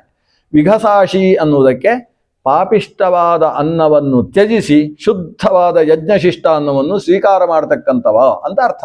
ಅಂತಹ ವಿಕಸಾಶಿಯಾದ ಗೃಹಸ್ಥಾಶ್ರಮಿಯ ಒಂದು ಮಹತ್ವವನ್ನೇ ತಿಳಿಯದೆ ನೀವು ಹೀಗೆ ಮಾತಾಡ್ತೀರಲ್ಲ ಅಂತ ಪಕ್ಷಿ ಹೇಳಿದರೆ, ಋಷಯವೂಚುಹು, ಈ 16 ವರ್ಷದ ಹುಡುಗರು ಮಾತಾಡ್ತಾರೆ. ಅಹೋ ಬತಾಯಂ ಶಕುನಿ ವಿಘಸಾಶಾನ್ ಪ್ರಶಂಸತಿ ಅಸ್ಮಾನ್ ನೂನಮಯಂ ಶಾಂತಿ ಶಾಸ್ತಿ ವಯಂಚ ವಿಘಸಾಶಿನಃ. ಅಹೋ, ಈ ಶಕುನಿ ಅಂದರೆ ಹಕ್ಕಿ ಅಂತ ಅರ್ಥ. ಶಕುನಿ ಶಬ್ದಕ್ಕೆ ಅನೇಕ ಅರ್ಥ ಇದೆ. ಇಲ್ಲಿ ಶಕುನಿ ಅಂದರೆ ಹಕ್ಕಿ. ಈ ಶಕುನಿ ಮೇಲೆ ಕೂತ್ಕೊಂಡು ವಿಘಸಾಶಿಗಳಿದ್ದಾರೆ, ಅವರ ಭಾರಿ ಪ್ರಶಂಸೆ ಮಾಡ್ತಾ ಇದೆ. ಹಾಗಾದರೆ ನಾವು ವಿಘಸಾಶಿಗಳಾಗಬಾರ್ದು ಅಂತೇಳಿ ಬೇರೆ ಕಡೆಗೆ ಹೊರಟ್ರೆ ಇವನು ವಿಘಸಾಶಿಗಳನ್ನು ಪ್ರಶಂಸೆ ಮಾಡ್ತಾ ಇದೆ ಅಲ್ವ ಈ ಹಕ್ಕಿ ಅಂತ ಮಾತಾಡಿಕೊಂಡ್ರೆ ಶಕುನಿ ಹೇಳ್ತದೆ, ಅದು ಅದರ ಕುರಿತೇ ಮಾತಾಡಿದ್ದು ಅಂತ ಅದಕ್ಕೆ ಗೊತ್ತಾಯಿತು. ಅದು ಹೇಳಿತು, ಅಹಂತು ಯುಷ್ಮಾನ್ ಪ್ರಶಂಸಾಮಿ ಪಂಕದಿಗ್ಧಾನ್ ರಜಸ್ವಲಾನ್ ಉಚ್ಚಿಷ್ಟ ಭೋಜಿನೋ ಮಂದಾನ್ ಅನ್ಯೇ ವೈ ವಿಘಸಾಶಿನಃ. ನಾನು ನಿಮ್ಮನ್ನು ಪ್ರಶಂಸೆ ಮಾಡಿದ್ದಲ್ಲ ಅಂತ ಹೇಳಿದರು. ಇವರೇನು ಹೇಳಿದರು? ವಿಘಸಾಶಿಗಳನ್ನು ಪ್ರಶಂಸೆ ಮಾಡ್ತಾ ಇದೆ ಅಲ್ವ ಹಕ್ಕಿ ಅಂತ ಹೇಳಿದರು. ನಾನು ನಿಮ್ಮನ್ನು ಪ್ರಶಂಸೆ ಮಾಡಿದ್ದಲ್ಲ, ನೀವು ಮೂರ್ಖರು, ನಿಮ್ಮನ್ನು ಬೈದದ್ದು. ನಾನು ಪ್ರಶಂಸೆ ಮಾಡಿದ್ದು ವಿಘಸಾಶಿಗಳನ್ನು, ನಿಮ್ಮನ್ನಲ್ಲ. ನೀವು ಸನ್ಯಾಸ ತಗೊಳ್ತೇನೆ ಅಂತ ಹೊರಟಿದ್ದೀರಲ್ಲ. ಅದಕ್ಕೆ ಋಷಿಗಳು ಹೇಳ್ತಾರೆ, ಇದಂ ಶ್ರೇಯ ಪರಮಿತಿ ವಯಮೇವ ಅಭ್ಯುಪಾಸ್ಮಹೇ ಶಕುನಿ ಬ್ರೂಹಿ ಶ್ರೇಯ ಭೃಷಂತೆ ಶ್ರದ್ಧಾಮಹೇ. ನೀನು ಬಂಗಾರದ ಹಕ್ಕಿ, ಫಳಫಳ ಅಂತ ಹೊಳಿತಾ ಇದ್ದಿ. ಆದ್ದರಿಂದ ನಿನ್ನನ್ನು ನೋಡಿದರೆ ನೀನು ಹೇಳಿದ ಮಾತನ್ನು ನಂಬಬೇಕು ಅಂತ ನಮಗೆ ವಿಶ್ವಾಸ ಬರ್ತಾ ಇದೆ. ಆದ್ದರಿಂದ ಓ ಶಕುನಿ, ನೀನು ಉಪದೇಶ ಮಾಡು. ನಾವು ಏನು ಮಾಡಬೇಕು, ಯಾಕೆ ಮಾಡಬೇಕು? ಯಾಕಂದರೆ ಏನು ಮಾಡಬೇಕು ನಾವೊಂದು ತೀರ್ಮಾನ ಮಾಡಿದ್ದೇವೆ, ಅದನ್ನು ಮಾಡಬಾರ್ದು ಅಂತಾದರೆ ಯಾಕೆ ಮಾಡಬಾರ್ದು ಅಂತ ಹೇಳಬೇಕು. ಇನ್ನೇನು ವಿಘಸಾಶಿಗಳಾಗಬೇಕು ಅಂದರೆ ಹೇಗಿರಬೇಕು ಅಂತ ಏನೋ ನೀನು ಹೇಳಬೇಕಲ್ವಾ? ಹಾಗೆ ಯಾಕೆ ಇರಬೇಕು ಅಂತ ಹೇಳಬೇಕು. ಅಷ್ಟಾದರೆ ನಾವು ತೀರ್ಮಾನ ತಗೊಳ್ತೇವೆ. ಅದಕ್ಕೆ ಶಕುನಿ ಹೇಳಿತಾ, ಆ ಹಕ್ಕಿ ಹೇಳಿತು, ನಾನು ನಿಮಗೆ ಯಾವುದು ಒಳ್ಳೆಯದು ಅಂತ ಹೇಳ್ತೇನೆ, ಆದರೆ ಅದು ಯಾಕೆ ಒಳ್ಳೆಯದು ಅಂತ ನಾನು ಹೇಳುವುದಿಲ್ಲ. ಅದನ್ನು ನೀವು ಆಲೋಚನೆ ಮಾಡಿ ಅದನ್ನೇ ತೆಗೊಳ್ತೀರಿ, ನನ್ನ ಮೇಲೆ ವಿಶ್ವಾಸ ಇಡ್ತೀರಿ ಅಂತ ಆದರೆ ನಾನು ಹೇಳ್ತೇನೆ. ಇವರು ಹೇಳಿದರು, ನೀನು ಮಾತಾಡುವುದನ್ನು ಕೇಳಿದರೆ ನಿನ್ನ ಮೇಲೆ ವಿಶ್ವಾಸ ಇಡಬೇಕು ಅಂತ ನಮಗೆ ಅನಿಸುತ್ತೆ. ಆದ್ರಿಂದ ದಯವಿಟ್ಟು ಹೇಳು. ಶೃಣುಮಸ್ತೆ ವಚಸ್ತಾತ ಪಂಥಾನೋ ವಿದಿತಾಸ್ತವ ನಿಯೋಗೇ ಚೈವ ಧರ್ಮಾತ್ಮನ್ ಸ್ಥಾತುಮಿಚ್ಛಾಮಶಾಧಿನಃ. ನಮಗೆ ನೀನು ಆದೇಶ ಮಾಡು, ನೀನು ಹೇಳಿದ ಹಾಗೆ ನಾವು ಕೇಳ್ತೇವೆ. ಆವಾಗ ಹಕ್ಕಿ ಏನು ಹೇಳಬೇಕಲ್ವ ಇವರಿಗೆ, ನೀವು ಮದುವೆಯಾಗಿ ಚೆನ್ನಾಗಿ ಸಂಸಾರ ಮಾಡಿ ಅಂತ ಹೇಳಬೇಕಲ್ವ, ಅದನ್ನು ಹೇಳುವುದಿಲ್ಲ ಹಕ್ಕಿ. ಹಕ್ಕಿ ಹೇಳ್ತದೆ, 4 ಕಾಲಿನ ಪ್ರಾಣಿಗಳು ಶ್ರೇಷ್ಠ. ಅದು ತಾರತಮ್ಯ ಹೇಳುವುದಕ್ಕೆ ಶುರು ಮಾಡಿತು ಹಕ್ಕಿ. 4 ಕಾಲಿನ ಪ್ರಾಣಿಗಳು ಶ್ರೇಷ್ಠ. ಆ 4 ಕಾಲಿನ ಪ್ರಾಣಿಗಳಲ್ಲೂ ಹಸು ಶ್ರೇಷ್ಠ. ಚತುಷ್ಪದಾಂ ಗೌಃ ಪ್ರವರ, ಗೋವು ಶ್ರೇಷ್ಠ. ಲೋಹಾನಾಂ ಕಾಂಚನಂ ವರಂ, ಲೋಹಗಳೇ ಶ್ರೇಷ್ಠ. ಕಲ್ಲು ಮಣ್ಣುಗಳಿಗಿಂತ ಲೋಹ ಶ್ರೇಷ್ಠ. ಆದರೆ ಲೋಹಗಳಲ್ಲಿ ಬಂಗಾರ ಶ್ರೇಷ್ಠ. ಈ ಬ್ರಾಹ್ಮಣರಿಗೆ ಯಾಕೆ ಏನು ಹೇಳ್ತದೆ ಅಂತ ಗೊತ್ತಾಗ್ತಾ ಇಲ್ಲ. ಇದು ಯಾವುದೋ ಬೇರೆ ವಿಷಯ ಶುರು ಮಾಡಿತ್ತು. ಆಮೇಲೆ ಹೇಳ್ತದೆ, ಅರ್ಥ ಮಾಡಿಕೊಳ್ಳುವುದರಲ್ಲಿ ಶಬ್ದ ಶ್ರೇಷ್ಠ. ಕಣ್ಣಿಗಿಂತಲೂ ತರ್ಕಕ್ಕಿಂತಲೂ ಶ್ರೇಷ್ಠವಾದ ಪ್ರಮಾಣ ಅಂದರೆ ಶಬ್ದ ಶ್ರೇಷ್ಠ. ಯಾಕಂದರೆ ಕಣ್ಣಿನಿಂದ ನಾವು ಎಷ್ಟು ತಿಳಿಬಹುದೋ ಅದಕ್ಕಿಂತ 10 ಪಟ್ಟು ಹೆಚ್ಚು ಶಬ್ದದಿಂದ ತಿಳಿಬಹುದು. ಕಣ್ಣಿನಿಂದ ಇದೇನೋ ಒಂದು ಕಪ್ಪು ಪ್ಲಾಸ್ಟಿಕ್ಕು ಯಾಕಾದರೂ ಇಟ್ಟಿದ್ದಾರೋ ಅಂತ ಅಷ್ಟೇ ನಮಗೆ ಗೊತ್ತಾಗೋದು. ಆದರೆ ಅದರ ಬಗ್ಗೆ ಒಬ್ಬ ಶಬ್ದ ಮಾತಾಡಿದರೆ, ಓ ಅಷ್ಟೆಲ್ಲ ಉಂಟಾ, ನಾವು ಲೈಬ್ರರಿಯಲ್ಲಿರುವ ಅಷ್ಟು ಪುಸ್ತಕ ಅದರಲ್ಲಿ ಇಟ್ಟುಕೊಳ್ಬೋದಾ ಅಂತ ಅದರ ಮಹತ್ವ ಗೊತ್ತಾಗೋದು ಶಬ್ದದಿಂದ ಅಲ್ವಾ. ಆದರೆ ಕಣ್ಣಿನಿಂದ ಗೊತ್ತಾಗದೇ ಇದ್ದದ್ದು ಎಷ್ಟೋ ವಿಷಯ ಶಬ್ದದಿಂದ ಗೊತ್ತಾಗುತ್ತೆ. ಆದ್ರಿಂದ ಶಬ್ದಾನಾಂ ಪ್ರವರೋ ಮಂತ್ರ, ಎಲ್ಲಕ್ಕೆ ಶ್ರೇಷ್ಠ ಶಬ್ದ. ಆದರೆ ಶಬ್ದಗಳಲ್ಲಿ ಶ್ರೇಷ್ಠ ಯಾವುದು? ಮಂತ್ರ ಶ್ರೇಷ್ಠ. ಯಾಕಂದರೆ ಅದು ಅತಿಮಾನುಷವಾದ ಕರ್ಮವನ್ನು ಮಂತ್ರವೆಂಬಂತಹ ಶಬ್ದ ಮಾಡಿಬಿಡ್ತದೆ. ಆಮೇಲೆ 2 ಕಾಲಿನವರು ಶ್ರೇಷ್ಠ. ಈಗ 4 ಕಾಲು ಹೋಯಿತು, ಈಗ 2 ಕಾಲಿನವರು ಶ್ರೇಷ್ಠ. ಆ 2 ಕಾಲಿನವರಲ್ಲಿ ಬ್ರಾಹ್ಮಣ ಶ್ರೇಷ್ಠ. ಇದು ಜಾತಿ ಅಲ್ಲ, ಆ ಮಂತ್ರವನ್ನು ತಿಳಿಯುವವಾದ್ರಿಂದ ಮಂತ್ರಜ್ಞ ಶ್ರೇಷ್ಠ. ಆ ಮಂತ್ರಜ್ಞರಲ್ಲೂ ಕೂಡ ಯಾರು ಗುರುಕುಲದಲ್ಲಿ ತನ್ನ ಜೀವನದ ಆರಂಭದ ಆಯುಷ್ಯವನ್ನು ಕಳೆದಿದ್ದಾನೋ ಅವನು ಶ್ರೇಷ್ಠ. ಆದ್ದರಿಂದ ನೀವು ಎಂಥವರು ಅಂತ ಇವರನ್ನು ಹೊಗಳಿದ್ದು ಇಷ್ಟಕ್ಕೆ. ಒಂದು ಬಂಗಾರ ಲೋಹದಲ್ಲಿ ಶ್ರೇಷ್ಠ, 4 ಕಾಲುಗಳಲ್ಲಿ ಗೋವು ಶ್ರೇಷ್ಠ ಎಲ್ಲ ಯಾಕೆ ಹೇಳಿದ್ದು ಅಂದರೆ, ನೀವು ಶ್ರೇಷ್ಠರು. ಶ್ರೇಷ್ಠರಾದವರು ದಾರಿ ತಪ್ಪಿದರೆ ಊರೆಲ್ಲ ದಾರಿ ತಪ್ತಾರೆ. ಒಬ್ಬರು ಸಾಮಾನ್ಯರು ತಪ್ಪು ಮಾಡಿದರೆ ದೊಡ್ಡ ವಿಷಯ ಅಲ್ಲ, ಅವನು ತಪ್ಪು ಮಾಡಿದ ಅಂತ ಅದನ್ನು ಯಾರು ಆಡಿಕೊಳ್ಳುವುದೂ ಇಲ್ಲ. ಅದು ನಡೆಯುವುದೇ ಹಾಗೆ ಅಂತ ಸುಮ್ಮನೆ ಇದ್ದು ಬಿಡ್ತಾರೆ. ನಾಯಿಗಳು ಬಗಳಿದರೆ ಯಾರಾದರೂ ಬೈತಾರ? ನಾವು ಬೈಕೊಳ್ಬೋದು, ಮನುಷ್ಯ ಬೈತಾನೆ ಹೊರತು ಬೇರೆ ಯಾವ ಪ್ರಾಣಿಯೂ ನಾಯಿ ಬಗಳಿದರೆ ಬೈಯುವುದಿಲ್ಲ. ಆದರೆ ಮನುಷ್ಯ ಬಗಳಿದರೆ ಎಲ್ಲರೂ ಬೈತಾರೆ. ಇದು ನಾಯಿ ಮಾಡಬೇಕಾದ ಕೆಲಸ, ಮನುಷ್ಯ ಮಾಡಬಾರ್ದಿತ್ತು ಅಂತ. ಹಾಗೆ ಇದು ಒಬ್ಬ ಸಾಮಾನ್ಯ ವ್ಯಕ್ತಿ ಏನಾದರೂ ಅಪಚಾರ ಮಾಡಿ ನಾನು ಸನ್ಯಾಸಿ ಆಗ್ತೇನೆ ಅಂತ ಹೋಗಿ ಸನ್ಯಾಸಿ ಆದಮೇಲೆ ಮತ್ತೆ ಸಂಸಾರ ಒಳ್ಳೆಯದು ಅಂತ ಬಂದು ಏನೋ ಎಡವಟ್ಟು ಮಾಡಿಕೊಂಡ್ರೆ ಅದನ್ನು ಸಹಿಸ್ತಾರೆ ಜನ, ದೊಡ್ಡ ವಿಷಯ ಮಾತಾಡುವುದಿಲ್ಲ. ಆದರೆ ದೊಡ್ಡ ವ್ಯಕ್ತಿ ಹಾಗೆ ಮಾಡಿದರೆ ಅದು ಸಮಾಜಕ್ಕೆ ದೊಡ್ಡ ಘಾಸಿ ಆಗ್ತದೆ. ಆದ್ದರಿಂದ ನೀವು ಸಮಗ್ರ ಜನ ಸಮುದಾಯದಲ್ಲಿ ಶ್ರೇಷ್ಠರು. ಯಾಕಂದರೆ ಗುರುಕುಲದಲ್ಲಿ ಇಷ್ಟು ಓದಿ ಬಂದಿರತಕ್ಕಂಥವ್ರು. ಅಂತಹ ನೀವು ತಪ್ಪು ಮಾಡಿದರೆ ಅದು ಲೋಕದ ಮಾರ್ಗವನ್ನೇ ಹಾಳು ಮಾಡಿಬಿಡ್ತದೆ. ಮಂತ್ರೋಯಂ ಜಾತ ಕರ್ಮಾದಿರ್ ಬ್ರಾಹ್ಮಣಸ್ಯ ವಿಧೀಯತೆ ಜೀವತೋಪಿ ಯಥಾ ಕಾಲಂ ಸ್ಮಶಾನ ನಿಧನಾದಿಭಿಃ ಸಿದ್ಧಿ ಕ್ಷೇತ್ರಮಿದಂ ಪುಣ್ಯಂ ಅಯಮೇವ ಆಶ್ರಮೋ ಮಹಾನ್. ಆ ಹಕ್ಕಿ ತುಂಬ ವಿಷಯವನ್ನು ಹೇಳ್ತದೆ. ಅಯಮೇವ ಆಶ್ರಮೋ ಮಹಾನ್. ಈ ಗೃಹಸ್ಥಾಶ್ರಮವೇ ಸರ್ವಶ್ರೇಷ್ಠವಾದ ಆಶ್ರಮ. ಯಾಕೆ ಅಂತೇಳಿದರೆ, ಈ ಗೃಹಸ್ಥಾಶ್ರಮದಲ್ಲಿ ತಾನು ಅಧ್ಯಯನ ಮಾಡಿದಂತಹ ವಿಷಯವನ್ನು ಪಾಠ ಕೇಳುವುದಕ್ಕೆ ಯಾರೂ ಸಿಗದೇ ಹೋದರೂ ತಾನು ಅಧ್ಯಯನ ಮಾಡಿದಂತಹ ಶಾಸ್ತ್ರ ಪರಂಪರೆಯನ್ನು ಬೆಳೆಸುವುದಕ್ಕೆ ಅವಕಾಶ ಇದೆ. ಹೇಗೆ? ತಾನೇ ಒಂದು 10-12 ಮಕ್ಕಳನ್ನು ಹೆತ್ತು ಆ ಮಕ್ಕಳಿಗಾದರೂ ಪಾಠ ಹೇಳಿ ಬೆಳೆಸಿಕೊಂಡು ಹೋಗ್ಬೋದು ಶಾಸ್ತ್ರಜ್ಞಾನವನ್ನು. ತಾನು ಕಲ್ತಿದ್ದಂತಹ ರಸವಿದ್ಯೆ ಇದ್ದರೆ ಒಬ್ಬ ಮಗನಿಗೆ ರಸವಿದ್ಯೆಯನ್ನು ಹೇಳಿಕೊಡ್ಬೋದು. ತಾನು ವೇದಾಂತ ಅಧ್ಯಯನ ಮಾಡಿದರೆ ಮಕ್ಕಳಿಗೆಲ್ಲ ವೇದಾಂತ ಅಧ್ಯಯನವನ್ನು ಮಾಡಿಸ್ಬೋದು. ತಾನು ಯಾವುದೋ ವಿಜ್ಞಾನ ವಿಶೇಷವನ್ನು ಅರ್ಥ ಮಾಡಿಕೊಂಡಿದ್ದರೆ, ಆಯುರ್ವೇದವೋ ಸಸ್ಯಶಾಸ್ತ್ರವೋ ಓದಿದರೆ ಅದನ್ನು ಮಕ್ಕಳ ಮೂಲಕವಾಗಿ ಬೆಳೆಸಿಕೊಳ್ಳಬಹುದು. ಹಾಗಾಗಿ ತಾನು ಕಲಿತ ವಿದ್ಯೆಯನ್ನು, ಋಷಿಪ್ರೋಕ್ತವಾದದ್ದನ್ನು, ಪರಂಪರೆಯನ್ನು ವಿಚ್ಛೇದಗೊಳಿಸದೇ ಪರಂಪರೆಯ ಅನುವರ್ತನೆ ನಡೆಸಬೇಕು ಅಂತಾದರೆ ಆತ ಸಂಸಾರಿಯಾಗಬೇಕು. ಅಕಸ್ಮಾತ್ ಒಬ್ಬ ಸಂಸಾರಿ ಈ ಪ್ರಪಂಚದಲ್ಲಿ ಇಲ್ಲ ಅಂತಾದ ಪಕ್ಷದಲ್ಲಿ ಸನ್ಯಾಸಿಗಳಿಗೆ ಹೊಟ್ಟೆಗಿಲ್ಲ ಮಾತ್ರ ಅಲ್ಲ, ಅವರು ಓದಿದ ವಿದ್ಯೆ ಅವರ ತಲೆಯಲ್ಲೂ ಉಳಿಯೋಲ್ಲ. ಯಾಕೆ? ಸನ್ಯಾಸಿಗಳು ತಾವು ಓದಿದ ವಿದ್ಯೆ ಪಾಠ ಯಾರಿಗೆ ಹೇಳಬೇಕು? ಪಾಠ ಹೇಳಿದರೆ ಮಾತ್ರ ಉಳಿಯುವುದಲ್ವಾ? ಪಾಠ ಹೇಳುವುದು ಯಾರಿಗೆ? ಮಕ್ಕಳಿಗೆ. ಮಕ್ಕಳಿಗೆ ಪಾಠ ಹೇಳಬೇಕು ಅಂತಾದರೆ ಅವರನ್ನು ಯಾರು ಕೊಡಬೇಕು? ಗೃಹಸ್ಥರು ಕಳಿಸಿಕೊಡ್ಬೇಕು. ಹಾಗಾದರೆ ಗೃಹಸ್ಥರಿಲ್ಲದೆ ಹೋದರೆ ಸನ್ಯಾಸಿಗಳ ವಿದ್ಯೆಯೂ ಉಳಿಯುವುದಿಲ್ಲ, ಹೊಟ್ಟೆಯೂ ಉಳಿಯುವುದಿಲ್ಲ.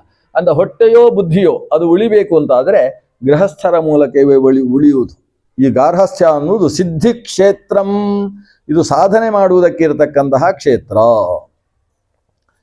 ಇನ್ನು ಕೆಲವರು ಹೇಳ್ತಾರೆ ಗಾರ್ಹಸ್ಥ್ಯ ಅನ್ನೋದು ಹೇಯ, ಅದರಲ್ಲಿ ಪುರುಷಾರ್ಥ ಇಲ್ಲ, ಪುರುಷಾರ್ಥಕ್ಕೋಸ್ಕರ ಗಾರ್ಹಸ್ಥ್ಯವನ್ನು ಬಿಟ್ಟು ಸನ್ಯಾಸಿ ಆಗಬೇಕು ಅಂತ ಹೇಳ್ತಾರೆ. ಅವರು ಮೂಢರು, ಅವರಿಗೆ ಶಾಸ್ತ್ರ ಗೊತ್ತಿಲ್ಲ ಅಂತ ಮೊದಲು ಈ ಶಕುನಿ ಬೈದು ಆಮೇಲೆ ಹೇಳ್ತಾನೆ, ದೇವ ವಂಶಾನ್ ಪಿತೃವಂಶಾನ್ ಬ್ರಹ್ಮ ವಂಶಾಂಶ್ಚ ಶಾಶ್ವತಾನ್ ಸಂತ್ಯಜ್ಯ ಮೂಢಾಃ ವರ್ತಂತೆ ತಥೋ ಯಾಂತಿ ಅಶ್ರುತಿ ಪಥಂ. ಶ್ರುತಿ ಹೇಳಿದ ಮಾರ್ಗದಲ್ಲಿ ಮನುಷ್ಯ ನಡಿಬೇಕು. ಶ್ರುತಿ ಏನು ಹೇಳಿದೆ? ಗೃಹಸ್ಥನಿಗೆ ಬೇಕಾದ ಧರ್ಮಗಳನ್ನು ಹೇಳಿದೆ, ಯಜ್ಞ ಯಾಗಾದಿಗಳ ಬಗ್ಗೆ ಹೇಳಿದೆ. ಆದ್ದರಿಂದ ಈ ಹಕ್ಕಿ ಇದನ್ನೆಲ್ಲ ಸಂಗ್ರಹ ಮಾಡಿ ಕೊನೆಗೆ ಹೇಳ್ತಾನೆ ಅರ್ಜುನ, ಒಟ್ಟು ಹಕ್ಕಿ ಹೇಳಿದ್ದೇನೆಂದರೆ ಯಜ್ಞಯಾಗಗಳ ಮೂಲಕವಾಗಿ ಮನುಷ್ಯ ತಾನು ಸಂಪಾದಿಸಿದ್ದನ್ನು ದೇವರಿಗೆ ಕೊಡಬೇಕು, ದೇವರಿಗೆ ಅರ್ಪಿಸಿ ಉಳಿದದ್ದನ್ನು ತಾನು ಸ್ವೀಕಾರ ಮಾಡಬೇಕು. ಇದೆಲ್ಲ ಶಾಸ್ತ್ರದಲ್ಲಿರ್ತಕ್ಕಂತಹ ವಿಚಾರ ರಾಶಿ. ಇಷ್ಟು ಇರುವ ಕಾರಣದಿಂದ ಅಣ್ಣ, ತತಸ್ತೆ ತದ್ವಜಶ್ರುತ್ವ ಧರ್ಮಾರ್ಥ ಸಹಿತಂ ಹಿತಂ ಉತ್ಸೃಜ್ಯ ನಾಸ್ತೀತಿ ಗತಾಹ ಗಾರ್ಹಸ್ಥ್ಯಂ ಸಮುಪಾಶ್ರಿತಾಹ. ಆ 5-6 ಜನ ಹುಡುಗರು ಕೂಡ ಈ ಹಕ್ಕಿ ಹೇಳಿದ ಮಾತನ್ನು ಕೇಳಿ ಆ ಹಕ್ಕಿಗೆ ನಮಸ್ಕಾರ ಮಾಡಿ ತಾವು ಯಾವುದೋ ಮಠಕ್ಕೆ ಹೊರಟಿದ್ದವರು ಸೀದಾ ಮನೆಗೆ ಹೊರಟು. ಅವರು ಸನ್ಯಾಸ ತೆಗೊಳ್ಳುವುದನ್ನು ಬಿಟ್ಟು ತಾವು ಗೃಹಸ್ಥರಾದರು. ಗೃಹಸ್ಥರಾಗಿ ವೇದದ್ರಷ್ಟಾರರಾದ ಮಹರ್ಷಿಗಳಾಗಿ ಆಗಿಬಿಟ್ಟಿದ್ದಾರೆ. ಇಂಥದ್ದು ಇಂದ್ರ ಬಂದು ಒಂದು ಲೋಕಕ್ಕೆ ಉಪಕಾರ ಮಾಡಿದ್ದಾನೆ, ಅವರೇ ಹಾಗಾದ್ರು ಅಂತಾದರೆ ನೀನು ಹಾಗಾಗಬೇಕಲ್ವಾ ಅಣ್ಣ ಅಂತ ಹೇಳ್ತಾನೆ ಅರ್ಜುನ. ಹೀಗೆ ಸನ್ಯಾಸಕ್ಕೆ ಹೊರಟ ಮೀಸೆ ಬರದೇ ಇದ್ದ ಮಕ್ಕಳೇ ಅಷ್ಟು ತಿಳ್ಕೊಂಡ್ರು ಅಂದರೆ ನೀನು ಮೀಸೆ ಇನ್ನೂ ಬೆಳ್ಳಗೆ ಆಗಬೇಕಷ್ಟೇ, ಆ ವಯಸ್ಸಿಗೆ ಬಂದಿದ್ದಿ. ಆದ್ದರಿಂದ ನಿನಗೆ ಅರ್ಥ ಆಗದೇ ಇರ್ತದ ಇಂದ್ರ ಉಪದೇಶ ಮಾಡಿರ್ತಕ್ಕಂಥ ವಿಷಯ ಅಂತ ಹೇಳಿದ. ತಸ್ಮಾತ್ ತ್ವಮಪಿ ಸರ್ವತ್ರ ಧೈರ್ಯಮಾಲಂಬ್ಯ ಶಾಶ್ವತಂ ಪ್ರಸಾಧಿ ಪೃಥಿವೀಂ ಕೃಷ್ಣಾಂ ಹತಾಮಿತ್ರಾಂ ನರೋತ್ತಮ. ಶತ್ರುಗಳೆಲ್ಲ ನಾಶವಾಗಿದ್ದಾರೆ, ಆದ್ದರಿಂದ ಹತಾಮಿತ್ರ ಅಮಿತ್ರರನ್ನು ನಾಶವಾಗಿಸಿರ್ತಕ್ಕಂತಹ ಈ ಶುದ್ಧವಾದ ಭೂಮಿಯನ್ನು ನೀನು ಪಾಲನೆ ಮಾಡು ಅಂತ ಹೇಳಿದ. ಈ ಧರ್ಮರಾಜಂದು ಯಾವುದೇ ರೀತಿಯ ಪ್ರತಿಕ್ರಿಯೆ ಇಲ್ಲ. ಧರ್ಮರಾಜ ಶುದ್ಧವಾಗಿ ನೇರ ಕೂತಿದ್ದಾನಂತೆ. ಒಂದು ಸಲ ಹೀಗೆ ಆಕಾಶ ನೋಡ್ತಾರೆ. ಈ ಆಕಾಶ ನೋಡಿದರೆ ಅದರ ಅರ್ಥ ನನಗೇನು ಅರ್ಥ ಆಗಲಿಲ್ಲ ಅಂತ. ಸಂಸ್ಕೃತದಲ್ಲಿ ಒಂದು ವೈಯಾಕರಣ ಖಸೂಚಿ ಅಂತ ಒಂದು ಶಬ್ದ ಇದೆ. ಇದು ಬೈಯುವುದಕ್ಕಿರುವ ಶಬ್ದ. ಸಂಸ್ಕೃತದಲ್ಲಿ ಕೆಲವು ಶಬ್ದ ಹೇಳಿದರೆ ಭಾರಿ ಒಂದು ಪ್ರಶಸ್ತಿ ಕೊಟ್ಟಿದ್ದಾರೆ ಅಂತ ಹೇಳುವ ಹಾಗೆ ಶಬ್ದ ಇರ್ತದೆ. ಈಗ ದೇವಾನಾಂ ಪ್ರಿಯ ಅಂತ ಒಂದು ಶಬ್ದ ಇದೆ. ನೋಡಿದರೆ ಇದು ಒಂದು ಒಳ್ಳೆ ಪ್ರಶಸ್ತಿ. ಅಶೋಕನಿಗೆ ದೇವಾನಾಂ ಪ್ರಿಯ ಅಂತ ಪ್ರಶಸ್ತಿ ಕೊಟ್ಟರಂತೆ. ಯಾರು? ಬೌದ್ಧರೆಲ್ಲ ಸೇರಿ ಕೊಟ್ಟಂತಹ ಪ್ರಶಸ್ತಿ. ಆದರೆ ಸಂಸ್ಕೃತದಲ್ಲಿ ದೇವಾನಾಂ ಪ್ರಿಯ ಅಂದರೆ ಮೂರ್ಖ, ಮೂಢ ಅಂತ ಅರ್ಥ. ಆ ಶಬ್ದಕ್ಕೆ ಹಾಗರ್ಥ.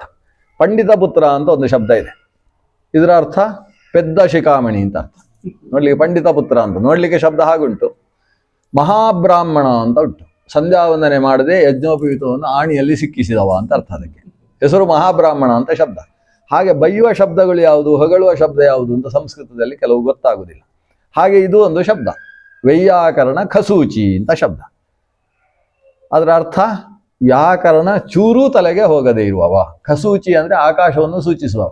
ಅವನಿಗೆ ಒಂದು ವ್ಯಾಕರಣದ ಒಂದು ವಿಷಯವನ್ನು ಹೇಳಿದ ಕೂಡಲೇ ಈಗ ಆಕಾಶ ನೋಡಿಕೊಂಡು ಇರ್ತಾನೆ. ಅವನ ಹತ್ರ ಯಾರಾದರೂ ಪ್ರಶ್ನಿಸಿದರೆ ಸತತ ಅಂತ ಹೇಳಬೇಕು, ಸಂತತ ಅಂತ ಹೇಳಬೇಕು, ಹೇಗೆ ವ್ಯಾಕರಣದ ಪ್ರಕಾರ ಅಂತ ಕೇಳಿದರೆ ಹೀಗೆ ಆಕಾಶ ನೋಡಿಕೊಂಡು ಇರ್ತಾನೆ. ಅವನಿಗೆ ವೈಯಾಕರಣ ಖಸೂಚಿ ಅಂತ ಹೆಸರು.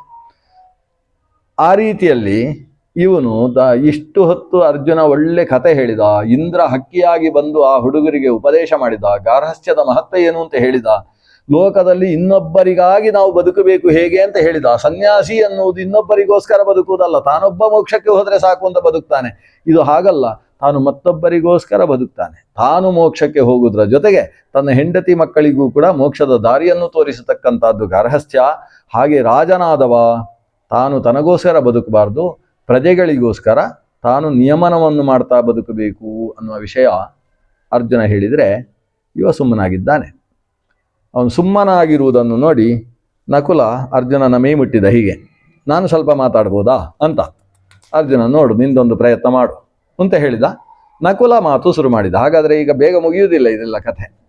ಈಗ ನಕುಲ ಇಲ್ಲಿ ಶುರು ಮಾಡಿದವ, ಅವನ ಮಾತು ಜಾಸ್ತಿ. ಅವನು ನಕುಲ ಯಾಕೆ ಮಾತು ಜಾಸ್ತಿ? ಧರ್ಮರಾಜನಿಗೆ ನಕುಲನ ಮೇಲೆ ಅತಿಶಯಿತವಾದ ಪ್ರೀತಿ. ಎಲ್ಲ ತಮ್ಮಂದಿರಿಗಿಂತ ಹೆಚ್ಚು ಪ್ರೀತಿ ನಕುಲನ ಮೇಲೆ. ಅದಕ್ಕೆ ಕಾರಣ ಅವನ ಧರ್ಮ ಪ್ರಜ್ಞೆಯೇ ಅದಕ್ಕೆ ಮೂಲಭೂತವಾದ ಕಾರಣ. ಯಾಕಂದರೆ ಕುಂತಿಯ ಮಕ್ಕಳು ನಾವು 3 ಜನ, ಮಾದ್ರಿಯ ಮಕ್ಕಳು ಅವರಿಬ್ಬರು, ನಮ್ಮ 3 ಜನಕ್ಕೆ ಅಮ್ಮ ಇದ್ದಾಳೆ, ಆ 2 ಮಕ್ಕಳಿಗೆ ಅಮ್ಮ ಇಲ್ಲ. ಅಮ್ಮ ಇಲ್ಲದ ತಬ್ಬಲಿಗಳು ಅಂತ ಆ ಭಾವದಿಂದ ಅದರಲ್ಲಿ ಜ್ಯೇಷ್ಠನಾದ ನಕುಲನ ಮೇಲೆ ಅತಿಶಯಿತವಾದ ಪ್ರೀತಿ ಅವನಿಗೆ. ಆದ್ದರಿಂದಾಗಿಯೇ ನಕುಲ ಧರ್ಮರಾಜನ ಹತ್ರ ಮಾತಾಡುವುದು ಜಾಸ್ತಿ ಮಾತಾಡ್ತಾನೆ. ಸಲಿಗೆ ಜಾಸ್ತಿ. ಈ ಸಲಿಗೆ ಜಾಸ್ತಿ ಇರುವುದರಿಂದಲೇ ಅವನು ಸಿಕ್ಕಾಬಟ್ಟೆ ಮಾತಾಡ್ತಾನೆ ಧರ್ಮರಾಜನ ಮುಂದೆ. ಆದರೆ ಭೀಮಸೇನ ಬೈದ ಹಾಗೆ ಬೈಯುವುದಿಲ್ಲ. ಅವ ಹೇಳ್ತಾನೆ, ಅನಾಸ್ತಿಕಾನಾಂ ಭೂತಾನಾಂ ಪ್ರಾಣದಾ ಪಿತರಶ್ಚಯೇ ತೇಪಿ ಕರ್ಮೀವ ಕುರುವಂತಿ ವಿಧಿಂ ಸಂಪ್ರೇಕ್ಷ್ಯ ಪಾರ್ಥಿವಾ ವೇದವಾದಾಪವಿದ್ಧಾನ್ಸ್ತು ತಾನು ವಿದ್ಧಿ ಭೃಷ ನಾಸ್ತಿಕಾನ್ ನಹಿ ವೇದೋಕ್ತಮುತ್ಸೃಜ್ಯ ವಿಪ್ರ ಸರ್ವೇಷು ಕರ್ಮಸು ದೇವಯಾನೇನ ನಾಕಸ್ಯ ಪೃಷ್ಠಮಾಪ್ನೋತಿ ಭಾರತ. ಮನುಷ್ಯನ ಶರೀರ ಶಾಶ್ವತವಲ್ಲ ಅಣ್ಣ ಅಂತ ಇವನು ವೇದಾಂತವನ್ನೇ ಹೇಳ್ತಾನೆ. ಧರ್ಮರಾಜನಿಗೆ ಇಷ್ಟ ಆಗುವ ವಿಷಯ ಅದು. ಆದ್ದರಿಂದ ಇಲ್ಲಿ ತನಕ ಕಥೆ ಹೇಳಿದರೆ ಅದನ್ನು ಕೇಳಿಸಿಕೊಳ್ಳಿಲ್ಲ ಅವ. ಅದಕ್ಕೆ ಧರ್ಮರಾಜನಿಗೆ ಇಷ್ಟವಾದ ವಿಷಯವನ್ನೇ ನಕುಲ ಹೇಳ್ತಾನೆ. ನಕುಲ ಅಂದರೆ ಯಾರು? ಅಶ್ವಿನಿ ದೇವತೆಗಳಲ್ಲಿ ಮೊದಲನೆಯವನಾದ ದಸರಾ. ಅದರಿಂದ ಒಳ್ಳೆ ವೈದ್ಯಶಾಸ್ತ್ರ ಬಲ್ಲವ. ವೈದ್ಯಶಾಸ್ತ್ರ ಮಾತ್ರ ಅಲ್ಲ, ತಾನು ಖಡ್ಗವಿದ್ಯೆಯಲ್ಲಿ ಮಹಾನಿಷ್ಣಾತ. ಮತ್ತೆ ಯಾರ ಮನಸ್ಸು ಹೇಗೆ ಅಂತ ಈ ಮನಃಶಾಸ್ತ್ರದಲ್ಲಿ ನಿಪುಣವ. ಆದ್ದರಿಂದಲೇ ಅವನಿಗೆ ಅಶ್ವವಿದ್ಯೆ ಬಹಳ ಚೆನ್ನಾಗಿ ಹಿಡಿಸಿತ್ತು. ಯಾವ ಕುದುರೆಗಳ ಮನಸ್ಸು ಹೇಗೆ ಅಂತ ಅರ್ಥ ಮಾಡಿಕೊಂಡಿದ್ದಂತಹ ನಕುಲ, ಅವನು ಧರ್ಮರಾಜನ ಮನಸ್ಸು ಅರ್ಥ ಮಾಡಿಕೊಂಡಿದ್ದಾನೆ. ಆದ್ದರಿಂದ ಅವನು ಮನಃಶಾಸ್ತ್ರೀಯವಾಗಿ ಅವನ ಜೊತೆಗೆ ಮಾತಾಡ್ತಾನೆ. ಹೇಳ್ತಾನೆ, ಅಣ್ಣ, ಈ ಮಾನವ ಶರೀರ ಅಶಾಶ್ವತ. ಇವತ್ತು ಇರ್ತದೆ, ನಾಳೆ ಇರ್ತದೆ ಅಂತ ನಿಶ್ಚಯ ಇಲ್ಲ. ಆದರೆ ಮಾನವ ಶರೀರದಿಂದ ಮನುಷ್ಯ ಬೇಕಾದಷ್ಟು ಸಾಧನೆ ಮಾಡಿಕೊಳ್ಳುವುದಕ್ಕೆ ಅವಕಾಶ ಇದೆ. ಶರೀರದಲ್ಲಿ 3 ದಾರಿ ಇದೆ. ಈ ಶರೀರದ ಒಳಗೆ 3 ದಾರಿ ಇದೆ. ದಾರಿ ಎನ್ನುವುದನ್ನು ಸಂಸ್ಕೃತದಲ್ಲಿ ಯಾನ ಅಂತ ಕರೀತಾರೆ. ಒಂದು ದೇವಯಾನ, ಒಂದು ಪಿತೃಯಾನ, ಮತ್ತೊಂದು ಬ್ರಹ್ಮಯಾನ ಅಂತ ಶರೀರದ ಒಳಗಿರುವ 3 ದಾರಿಗಳು. ಅದನ್ನೇ ಬೇಕಾದರೆ ಸುಷುಮ್ನ, ಇಡ, ಪಿಂಗಲ ಅಂತ ವ್ಯವಹಾರ ಮಾಡಿ. ಅಂತೂ ಶರೀರದಲ್ಲಿ 3 ಯಾನಗಳುಂಟು. ದೇವಯಾನ, ಪಿತೃಯಾನ, ಬ್ರಹ್ಮಯಾನ ಅಂತ ಹೇಳುವ ದಾರಿಗಳು. ಅದರಲ್ಲಿ ಪಿತೃಯಾನದ ಮೂಲಕ ಸಾಗಿದರೆ ಆತ ಬೇರೆ ಕೆಲವು ಲೋಕಗಳಿಗೆ ಹೋಗಿ ಮತ್ತೆ ಈ ಭೂಮಿಗೆ ಬರ್ತಾನೆ. ಪಿತೃಯಾನ ಅನ್ನೋದು ಸಂಚಾರ ಮಾಡಿಸ್ತಕ್ಕಂತಹ ಯಾನ. ಮತ್ತೆ ಹೋಗಿ ಪಿತೃಗಳಲ್ಲಿ ಮತ್ತೆ ಮಗನಾಗಿ ಹುಡ್ತಾನೆ, ಈ ಸಂಸಾರಕ್ಕೇ ಬರುವುದವ. ದೇವಯಾನ ಅನ್ನುವ ಮಾರ್ಗದಲ್ಲಿ ಹೋದರೆ ಅವನು ದೇವಲೋಕಕ್ಕೆ ಸಾಕ್ತಾನೆ.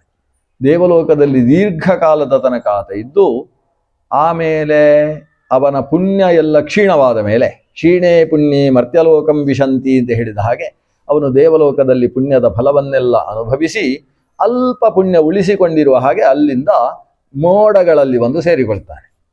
ಮೋಡಗಳಲ್ಲಿ ಸೇರಿ ಮೋಡ ಮಳೆಯಾಗಿ ಭೂಮಿಗೆ ಬೀಳುವಾಗ ಆ ಜೀವ ಅನ್ನುವ ಅತಿ ಸೂಕ್ಷ್ಮವಾದಂತಹ ಚೇತನ ಅದು ಭೂಮಿಯಲ್ಲಿ ಮಣ್ಣಿನಲ್ಲಿ ಸೇರಿಕೊಳ್ತದೆ. ಮಣ್ಣಿನಲ್ಲಿ ಸೇರಿಕೊಂಡಂತಹ ಆ ಜೀವ ಆ ಮಣ್ಣಿನಲ್ಲಿ ಒಂದು ವೇಳೆ ಯಾವುದಾದ್ರೂ ಧಾನ್ಯವನ್ನು ಬಿತ್ತಿದ್ದಾರೆ ಅಂತ ಆದರೆ ಬಿತ್ತಿದ ಧಾನ್ಯದಲ್ಲಿ ಸೇರಿಕೊಳ್ತದೆ. ಆ ಧಾನ್ಯ ಮೊಳಕೆಯೊಡೆಯುವಾಗ ಮೊಳಕೆಯಲ್ಲಿ ಸೇರಿಕೊಳ್ಳುತ್ತದೆ.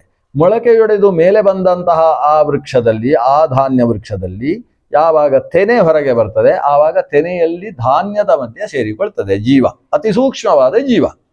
ಧಾನ್ಯದಲ್ಲಿ ಸೇರಿಕೊಂಡಂತಹ ಆ ಚೇತನವನ್ನು ಒಬ್ಬ ಯುವಕ ತಾನು ಆಹಾರದಲ್ಲಿ ಸ್ವೀಕರಿಸಿದರೆ, ಅದು ಹಸುವೋ ಹಂದಿಯೋ ಮತ್ತೆ ತಿಂದಿತು ಅಂತಾದರೆ ಮತ್ತೆ ಮನುಷ್ಯನಾಗಿ ಹುಟ್ಟುವುದಕ್ಕೆ ಅವಕಾಶ ಇಲ್ಲ. ಒಬ್ಬ ಯುವಕನ ಹೊಟ್ಟೆಗೆ ಹೋದ ಪಕ್ಷದಲ್ಲಿ ಆ ಯುವಕ ಸರಿಯಾದ ಕಾಲದಲ್ಲಿ ತಾನು ಗರ್ಭಾಧಾನ ನಿರತನಾದ ಪಕ್ಷದಲ್ಲಿ ಅದು ಸ್ತ್ರೀ ಹೊಟ್ಟೆಯಲ್ಲಿ 9 ತಿಂಗಳು ಬೆಳೆದು ಒಂದು ಮನುಷ್ಯನಾಗಿ ಹುಟ್ಟುವುದಕ್ಕೆ ಸಾಧ್ಯ. ಹಾಗಾಗಿ ದೇವಯಾನ ಅನ್ನುವುದರಲ್ಲಿ ಒಂದು ಮನುಷ್ಯನಾಗಿ ಹುಟ್ಟುವುದಕ್ಕೆ ಅವಕಾಶ ಇದೆ. ಇನ್ನೊಂದು ಯಾನ ಬ್ರಹ್ಮಯಾನ ಅಂತ ಹೇಳುವಂಥದ್ದು. ಆ ಬ್ರಹ್ಮಯಾನ ಅನ್ನುವುದು ಈ ಕ್ಷತ್ರಿಯನಾಗಿ ಹುಟ್ಟಿದಂತಹ ವ್ಯಕ್ತಿಯಿಂದ ಸಾಧನೆ ಮಾಡಲಿಕ್ಕೆ ಇರುವಂತಹ ಯಾನ ಅಲ್ಲ. ನಮಗೆ ಸಾಧನೆಗೆ ಇರತಕ್ಕಂಥ ಯಾನ ಯಾವುದು? ಒಂದು ಪಿತೃಯಾನ, ಮತ್ತೊಂದು ದೇವಯಾನ. ಈ ಪಿತೃಯಾನ ದೇವಯಾನಗಳಲ್ಲಿ ಮನುಷ್ಯ ಸಂಚರಿಸಬೇಕಾದರೆ ಅವ ಗೃಹಸ್ಥ ಧರ್ಮದ ಕರ್ಮಗಳನ್ನು ಅವಶ್ಯ ಅನುಷ್ಠಾನ ಮಾಡಬೇಕು. ಅವನು ಸನ್ಯಾಸಿಯೇ ಆಗುವುದಾದರೂ ಅವನು ಯಜ್ಞಗಳನ್ನು ಬಿಡುವ ಹಾಗಿಲ್ಲ. ಅವನು 3 ಯಜ್ಞಗಳನ್ನು ಆತ ಬಿಡುವ ಹಾಗಿಲ್ಲ. ಕೃಷ್ಣ ಗೀತೆಯಲ್ಲಿ ಇದನ್ನು ಬಹಳ ಸ್ಪಷ್ಟಪಡಿಸ್ತಾನೆ. ಸನ್ಯಾಸಿಯು ಈ 3 ಬಿಡುವ ಹಾಗಿಲ್ಲ. ಯಜ್ಞ ದಾನ ತಪಃ ಕರ್ಮ ನತ್ಯಾಜ್ಯಂ ಕಾರ್ಯಮೇವ ತತ್. ಯಜ್ಞ ದಾನ ತಪಸ್ಸು ಅನ್ನುವುದು ಅದು ಸನ್ಯಾಸಿಯೂ ಬಿಡುವ ಹಾಗಿಲ್ಲ. ಆದರೆ ಸನ್ಯಾಸಿ ಮಾಡಬೇಕಾದ ಯಜ್ಞ ಅದು ಜ್ಞಾನಯಜ್ಞ. ಅವನು ಮಾಡಬೇಕಾದ ದಾನ ಅದು ಅಭಯದಾನ. ಅವನು ಮಾಡಬೇಕಾಗಿರ್ತಕ್ಕಂತಹ ಯಜ್ಞ ದಾನ ತಪಃ ಅಂತ ಹೇಳಿದರೆ ತಾನು ತಿಳಿದದ್ದನ್ನು ಮತ್ತೊಬ್ಬರಿಗೆ ಪ್ರವಚನ ಮಾಡುವುದು. ಈ ಕರ್ಮವನ್ನು ಸನ್ಯಾಸಿಯೂ ಬಿಡುವ ಹಾಗಿಲ್ಲ ಅಂತುಂಟು. ಅದರಿಂದ ಕರ್ಮ ತ್ಯಾಗ ಮಾಡಿ ನಾನು ವೃಕ್ಷಗಳ ಹಾಗೆ, ನಾನು ಪರ್ವತದ ಹಾಗೆ, ಕಾಡಿನಲ್ಲಿ ಹಂದಿಯ ಹಾಗೆ ಬದುಕ್ತೇನೆ ಅಂತ ಹೇಳ್ತಾ ಇದ್ದೀಯಲ್ವ. ಈ ರೀತಿಯ ಧರ್ಮವನ್ನು ಯಾವ ಶಾಸ್ತ್ರ ಒಪ್ತದೆ ಅಣ್ಣ? ಹೀಗೆ ಈ ದೇವಯಾನಾದಿಗಳ ಬಗ್ಗೆ ವಿವರಣೆಯನ್ನು ಕೊಟ್ಟು ಆತ ಹೇಳ್ತಾನೆ, ನೀನು ಮಾತಾಡ್ತಾ ಇರುವ ವಿಷಯ ನೋಡಿದರೆ ನಾಸ್ತಿಕ ಮಾತಾಡಿದ ಹಾಗೆ ಉಂಟು ಅಂತ ಹೇಳ್ತಾನೆ. ಇದು ಸಲಿಗೆ ಅಂದರೆ ಅದು. ನೀನು ನಾಸ್ತಿಕನ ಹಾಗೆ ಮಾತಾಡ್ತಾ ಇದ್ದಿ. ಯಾರು ಅನಾಸ್ತಿಕರು ಅಂತಿದ್ದಾರೋ ಆಸ್ತಿಕರಲ್ಲದೇ ಇದ್ದವರು ಅನಾಸ್ತಿಕರು ಅಂದರೆ ನಾಸ್ತಿಕರು. ನಾಸ್ತಿಕ ಅಂದರೂ ಅನಾಸ್ತಿಕ ಅಂದರೂ ಅರ್ಥ ಒಂದೇ. ಅದು ನಾಸ್ತಿಕ ಅಲ್ಲ, ಅದರಿಂದ ಅವ ಅನಾಸ್ತಿಕ ಅಂತ ಹಾಗಲ್ಲ ಅರ್ಥ. ಆಸ್ತಿಕ ನಭವತಿ ಇತಿ ಅನಾಸ್ತಿಕ. ನಾ ಆಸ್ತಿಕ ನಾಸ್ತಿಕ ಅಂತ ಆದಾಗ ಈಗ ಅಂತರ ಇಲ್ಲದೆ ಹೋದರೆ ಏನಾಗ್ತದೆ? ಅನಂತರ ಆಗುತ್ತೆ. ಅಶ್ವ ಅಲ್ಲ ಅಂದರೆ ಏನಾಗ್ತದೆ? ಅನಶ್ವ ಅಂತ ಆಗುತ್ತೆ. ಹಾಗೆ ಆಸ್ತಿಕ ಅಲ್ಲ ಅಂದರೆ ಏನಾಗ್ತದೆ? ಅನಾಸ್ತಿಕ ಅಂತ ಆಗ್ತದೆ. ಅದರಿಂದ ಅನಾಸ್ತಿಕ ಅಂದರೆ ನಾಸ್ತಿಕ ಅಂತ ಅರ್ಥ. ಯಾರು ನಾಸ್ತಿಕರಿದ್ದಾರೆ ಅವರು ಕೂಡ ನೀನು ಹೇಳಿದ ಹಾಗೆ ಆಲೋಚನೆ ಮಾಡುವುದಿಲ್ಲ. ದೇವರನ್ನು ನಂಬಿದಂತಹ ಪ್ರತಿಯೊಬ್ಬ ವ್ಯಕ್ತಿಯೂ ಕೂಡ ಪುಣ್ಯ ಪಾಪ ಅಂತಕ್ಕಂಥದ್ದು ಯಾವುದರಿಂದ ಬರ್ತದೆ ಅನ್ನುವುದನ್ನು ವಿಮರ್ಶಿಸುವಾಗ ಸಂಸಾರದಲ್ಲಿ ಕರ್ಮವನ್ನು ಮಾಡುವುದರಿಂದ ಬರ್ತದೆ ಎಂಬುದಾಗಿಯೇ ಹೇಳ್ತಾರೆ. ಕರ್ಮಕ್ಕೆ ಅಷ್ಟು ಮಹತ್ವ ಇದೆ. ಧರ್ಮ ಸಂಪಾದನೆ ಮಾಡುವುದರ ಜೊತೆಗೆ ವಿತ್ತ ಸಂಪಾದನೆ ಮಾಡಬೇಕು. ವಿತ್ತಾನಿ ಧರ್ಮ ಲಬ್ಧಾನಿ ಕ್ರತು ಮುಖ್ಯೇಶು ಅವಾಸೃಜನ್ ಕೃತಾತ್ಮ ಸ ಮಹಾರಾಜ ಸವೈ ತ್ಯಾಗಿ ಸ್ಮೃತೋ ನರಹ. ವೇದಾಂತವನ್ನು ಹೇಳ್ತಾನೆ ನಕುಲ. ನಾವೆಲ್ಲ ವಿವಾಹವಾದವರು. ನೀನು ದ್ರೌಪದೀಪತಿ ಅನ್ನುವುದು ಹೇಗೋ ಅದರ ಜೊತೆಗೆ ದೇವಕಿ ಪತಿಯೂ ಹೌದು. ಧರ್ಮರಾಜನಿಗೆ ದೇವಕಿಯ ಜೊತೆಗೆ ವಿವಾಹವಾಗಿದೆ. ಒಬ್ಬಳು ಹೆಣ್ಣು ದೇವಕಿ ಅಂತೇಳಿ ಆಕೆಯ ಜೊತೆಗೆ ವಿವಾಹವಾಗಿದೆ. ಆದ್ದರಿಂದ ಸಂಸಾರದಲ್ಲಿ ಇರತಕ್ಕಂತಹ ನಾವು ಯಜ್ಞದ ಮೂಲಕ ಭಗವಂತನಿಗೆ ಅರ್ಪಿಸುವಂಥದ್ದನ್ನು ಮಾಡಬೇಕು. ಯಜ್ಞ ಅಂದರೆ ಏನು? ಯಜ್ಞ ಅಂದರೆ ಪ್ರಜೆಗಳನ್ನು ಸೃಷ್ಟಿಸುವಾಗ ದೇವರು ಮನುಷ್ಯನಿಗೆ ದೇವಲೋಕದಲ್ಲಿ ಸಿಗುವಂತಹದ್ದೆಲ್ಲ ಸಿಗಬೇಕು ಅಂತ ಆಲೋಚನೆ ಮಾಡಿ ಯಜ್ಞವನ್ನು ಜೊತೆಗೆ ಸೃಷ್ಟಿಸಿದಂತೆ. ದೇವಲೋಕದಲ್ಲಿ ಏನಿದೆ? ಬಯಸಿದ್ದನ್ನು ಕೊಡುವುದಕ್ಕೆ, ಕಾಮಿಸಿದ್ದನ್ನು ಕೊಡುವುದಕ್ಕೆ ಧೇನು ಇದೆ. ಚಿಂತಿಸಿದ್ದನ್ನು ಕೊಡುವುದಕ್ಕೆ ಚಿಂತಾಮಣಿ ಇದೆ. ಕಲ್ಪಿಸಿದ್ದನ್ನು ದಾನ ಮಾಡುವುದಕ್ಕೆ ಕಲ್ಪವೃಕ್ಷ ಇದೆ. ಭೂಮಿಯಲ್ಲಿ ಚಿಂತಾಮಣಿಯೋ ಕಾಮಧೇನುವೋ ಕಲ್ಪವೃಕ್ಷವೋ ಇದೆಯೋ? ಇದೆ. ಯಾವುದದು? ಯಜ್ಞ. ಯಜ್ಞ ಅನ್ನುವುದು ಅದು ಮನುಷ್ಯನಿಂದ ಯಾವುದು ಚಿಂತಿಸಲ್ಪಡ್ತದೆ, ಆದರೆ ಮಾನವ ಪ್ರಯತ್ನದಿಂದ ಪಡೆಯುವುದಕ್ಕೆ ಸಾಧ್ಯವಿಲ್ಲ ಅಂಥದ್ದನ್ನು ಕೊಡುವುದಕ್ಕಿರುವಂಥದ್ದು ಯಜ್ಞ. ಕಲ್ಪಿಸಿದ್ದನ್ನು ದಾನ ಮಾಡುವುದಕ್ಕಿರುವಂಥದ್ದು ಯಜ್ಞ. ಯಜ್ಞ ಅನ್ನುವ ಪ್ರಕ್ರಿಯೆಯ ಮೂಲಕ ಮನುಷ್ಯ ತಾನು ಮನುಷ್ಯನಾಗಿ ಯಾವುದನ್ನು ಪಡೆಯುವುದಕ್ಕೆ ಸಾಧ್ಯ ಇಲ್ಲವೋ ಅಂಥದ್ದನ್ನು ಸಂಪಾದನೆ ಮಾಡುವುದಕ್ಕೆ ಶಕ್ಯವಾಗಿದೆ. ಅಂತಹ ಯಜ್ಞವನ್ನು ಒಬ್ಬ ರಾಜ ನಿರಂತರ ನಡೆಸುವುದರ ಮೂಲಕ ಪ್ರಜೆಗಳಿಗೆ ಕಾಲದಲ್ಲಿ ಮಳೆಯಾಗ್ತದೆ. ಮಳೆಯಾಗುವುದೇ ಬಹಳ ಮುಖ್ಯ. ಕಾಡಿನಲ್ಲಿ ತಪಸ್ಸು ಮಾಡುವುದರಿಂದ ಮಳೆಯಾಗುವುದಲ್ಲ. ಗೃಹಸ್ಥ ಸರಿಯಾದ ರೀತಿಯಲ್ಲಿ ಯಜ್ಞಕರ್ಮವನ್ನು ನಡೆಸುವುದರಿಂದ ಯಜ್ಞಾದ್ ಭವತಿ ಪರ್ಜನ್ಯ. ಯಜ್ಞದಿಂದ ಸರಿಯಾದ ರೀತಿಯಲ್ಲಿ ವೃಷ್ಟಿಯಾಗ್ತದೆ. ಯಾಕೆ ಅಂತ ಹೇಳಿದರೆ ಯಜ್ಞದಲ್ಲಿ ನಾವು ಹಾಕಿದಂತಹ ಆಹುತಿ ಅದು ಆಕಾಶದಲ್ಲಿ ಹಬೆಯ ರೂಪದಲ್ಲಿ ಸಾಗ್ತಾ ಹೋಗಿ ಆದಿತ್ಯನನ್ನು ಮುಟ್ತದೆ. ಅಗ್ನೌ ಪ್ರಾಸ್ತಾಹುತಿ ಸಮ್ಯಕ್ ಆದಿತ್ಯಮುಪತಿಷ್ಠತೆ. ಅಗ್ನಿಯಲ್ಲಿ ಪ್ರಾಸ್ತ ಅಂದರೆ ಬಿಸಾಡಿದ ಅಂತ ಅರ್ಥ, ಬಿಸಾಡಿದ್ದಲ್ಲ, ಇಟ್ಟ ಅಂತ ಅರ್ಥ. ನ್ಯಸ್ತವಾದಂತಹ ಆಹುತಿ ಅದು ಆದಿತ್ಯನನ್ನು ಹೋಗಿ ಸೇರ್ತದೆ. ಹಾಗೆ ಸೇರಿ ಭಗವಂತನ ಪ್ರೀತಿಗೆ ಕಾರಣವಾಗ್ತದೆ. ಆದಿತ್ಯನೇ ಮಳೆ ಕೊಡುವವ. ಆದ್ರಿಂದ ಯಜ್ಞಕ್ಕೂ ಮಳೆಗೂ ಒಂದು ವಿಶಿಷ್ಟವಾದ ಸಂಬಂಧ ಇದೆ. ಆದಿತ್ಯನಿಗೆ ಆದಿತ್ಯ ಅಂತ ಯಾಕೆ ಹೆಸರು? ಆದಿತ್ಯನಿಗೆ ಮಿತ್ರ ಅಂತ ಹೆಸರಿದೆ. ಆದಿತ್ಯನಿಗೆ ಹಿರಣ್ಮಯ ಪಾತ್ರ ಅಂತ ಹೆಸರಿದೆ. ಯಾಕೆ ಪಾತ್ರ, ಸೂರ್ಯ, ಅರ್ಯಮ ಈ ಹೆಸರುಗಳು ಯಾಕೆ ಅವನಿಗೆ? ಯಾಕೆ ಅಂದರೆ ಅವ ತೆಗೆದುಕೊಂಡು ಕೊಡುವವ, ಆದ್ರಿಂದ ಅವನಿಗೆ ಆದಿತ್ಯ ಅಂತ ಹೆಸರು. ಆದಾಯ ತ್ಯಜತೀತಿ ಆದಿತ್ಯ. ಆದಾನ ಅಂದರೆ ತೆಗೊಳ್ಳುವುದು, ತ್ಯ ಅಂದರೆ ಕೊಡುವುದು, ತ್ಯಾಗ ಮಾಡುವುದು, ತೆಗೆದುಕೊಂಡು ಕೊಡುವುದು. ಯಾವಾಗ ತಗೊಳ್ತಾನೆ? ಬೇಸಿಗೆಗಾಲದಲ್ಲಿ ತಗೊಳ್ತಾನೆ. ಯಾವಾಗ ಕೊಡ್ತಾನೆ? ಮಳೆಗಾಲದಲ್ಲಿ ಕೊಡ್ತಾನೆ. ಅಂದರೆ ಮಳೆಗಾಲದಲ್ಲಿ ಬಿದ್ದಂತಹ ನೀರು ಹರಿದು ಹರಿದು ಹೋಗಿ ಸಮುದ್ರ ಸೇರ್ತದೆ. ಆದರೆ ಬೇಸಿಗೆಗಾಲದಲ್ಲಿ ಅದೇ ಸೂರ್ಯ ತನ್ನ ಬಿಸಿಲಿನ ತಾಪದಿಂದ ಸಮುದ್ರವನ್ನು ಕೂಡ ಇಂಗಿಸ್ತಾ ಹೋಗ್ತಾನೆ. ಈ ಪ್ರದೇಶದಲ್ಲಿದ್ದ ನೀರೆಲ್ಲವೂ ಕೂಡ ಮತ್ತೆ ಹಬೆಯಾಗಿ ಆಕಾಶಕ್ಕೆ ಸಾಗ್ತದೆ. ಸೂರ್ಯ ಕುಡಿತಾನೆ ಅಂತ ಅರ್ಥ. ಸೂರ್ಯ ತನ್ನ ಕಿರಣಗಳೆಂಬಂತಹ ಬಾಯಿಯಿಂದ ಭೂಮಿಯಲ್ಲಿದ್ದ ನೀರನ್ನು ಕುಡಿಯುವುದು. ಯಾಕೆ ಕುಡಿಯುವುದು? ಮಳೆಗಾಲದಲ್ಲಿ ಕೊಡುವುದಕ್ಕೋಸ್ಕರ. ಹೀಗೆ ತಾನು ಕುಡಿದು ಮತ್ತೆ ಕೊಡುವುದರಿಂದ ಅವನಿಗೆ ಪಾತ್ರ ಅಂತ ಹೆಸರು. ಪಾ ಅಂದರೆ ಪಾನ, ತ್ರ ಅಂದರೆ ತ್ರಾಣ. ಪಾನ ಮಾಡಿ ಲೋಕರಕ್ಷಣೆಯನ್ನು ಮಾಡುವುದರಿಂದ ಹಿರಣ್ಮಯೇನ ಪಾತ್ರೇಣ ಸತ್ಯಸ್ಯಾಪಿ ಹಿತಂ ಮುಖಂ ಅಂತ ಅವನನ್ನು ಹಿರಣ್ಮಯ ಪಾತ್ರ ಅಂತ ಕರೆದಿದ್ದಾರೆ. ಆದಾಯ ತ್ಯಜನ ಮಾಡುವುದರಿಂದಾಗಿ ಆದಿತ್ಯ ಅಂತ ಕರೆದಿದ್ದಾರೆ. ಅದಿತಿ ಸುತನಾದಂತಹ ಆದಿತ್ಯ ಲೋಕದಲ್ಲಿ ತಾನು ಕುಡಿದದ್ದನ್ನು ಮತ್ತೆ ಕೊಡ್ತಾನೆ ಕಾಲಕ್ಕೆ. ಆದ್ರಿಂದ ಸೂರ್ಯ ಹೇಗೋ ಸೂರ್ಯನಿಂದಾಗಿ ಲೋಕ ಸಂರಕ್ಷಣೆ ಆಗುವುದು ಈ ಮನುಷ್ಯ ಕೊಟ್ಟಂತಹ ಆಹುತಿಯಿಂದ.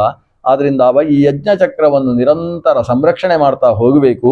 ಆ ಸಂರಕ್ಷಣೆ ಮಾಡದೇ ಹೋದರೆ ಅವನು ಚಕ್ರವನ್ನು ಕತ್ತರಿಸಿದ ಕಾರಣದಿಂದ ದೋಷಭಾಜನಾಗ್ತಾನೆ. ಅದು ಗೃಹಸ್ಥನಾದರೆ ಮಾತ್ರ ಯಜ್ಞ ಚಕ್ರವನ್ನು ನಡೆಸಿಕೊಂಡು ಹೋಗುವುದಕ್ಕೆ ಸಾಧ್ಯ. ಆಶ್ರಮಾನ್ ತುಲಯಾ ಸರ್ವಾನ್ ಧೃತಾನ್ ಆಹುರುಮನೀಷಿಣಃ ಏಕತಶ್ಚತ್ರಯೋ ರಾಜನ್ ಗೃಹಸ್ಥಾಶ್ರಮ ಏಕತಃ. ಧರ್ಮರಾಜನಿಗೆ ಸ್ವಲ್ಪ ಕಿರಿಕಿರಿ ಆಗುವಷ್ಟು ಹೇಳ್ತಾನೆ ನಕುಲ. ಅವ ಹೇಳ್ತಾನೆ, ನೀನು ಸನ್ಯಾಸಿ ಆಗ್ತೀಯಲ್ವಾ, 4 ಆಶ್ರಮಗಳುಂಟು. ಒಂದು ಸಲ ದೇವತೆಗಳು ಒಂದು ತುಲೆಯನ್ನು ಇಟ್ಟರಂತೆ, ಒಂದು ತುಲಾಭಾರದ ವ್ಯವಸ್ಥೆ. ತುಲಾಭಾರದ ವ್ಯವಸ್ಥೆಯಲ್ಲಿ ಏನು ಮಾಡಿದರಂತೆ, ಮೊದಲು ಗೃಹಸ್ಥಾಶ್ರಮವನ್ನು ಈ ಕಡೆ ತಟ್ಟೆಯಲ್ಲಿ ಇಟ್ಟರಂತೆ.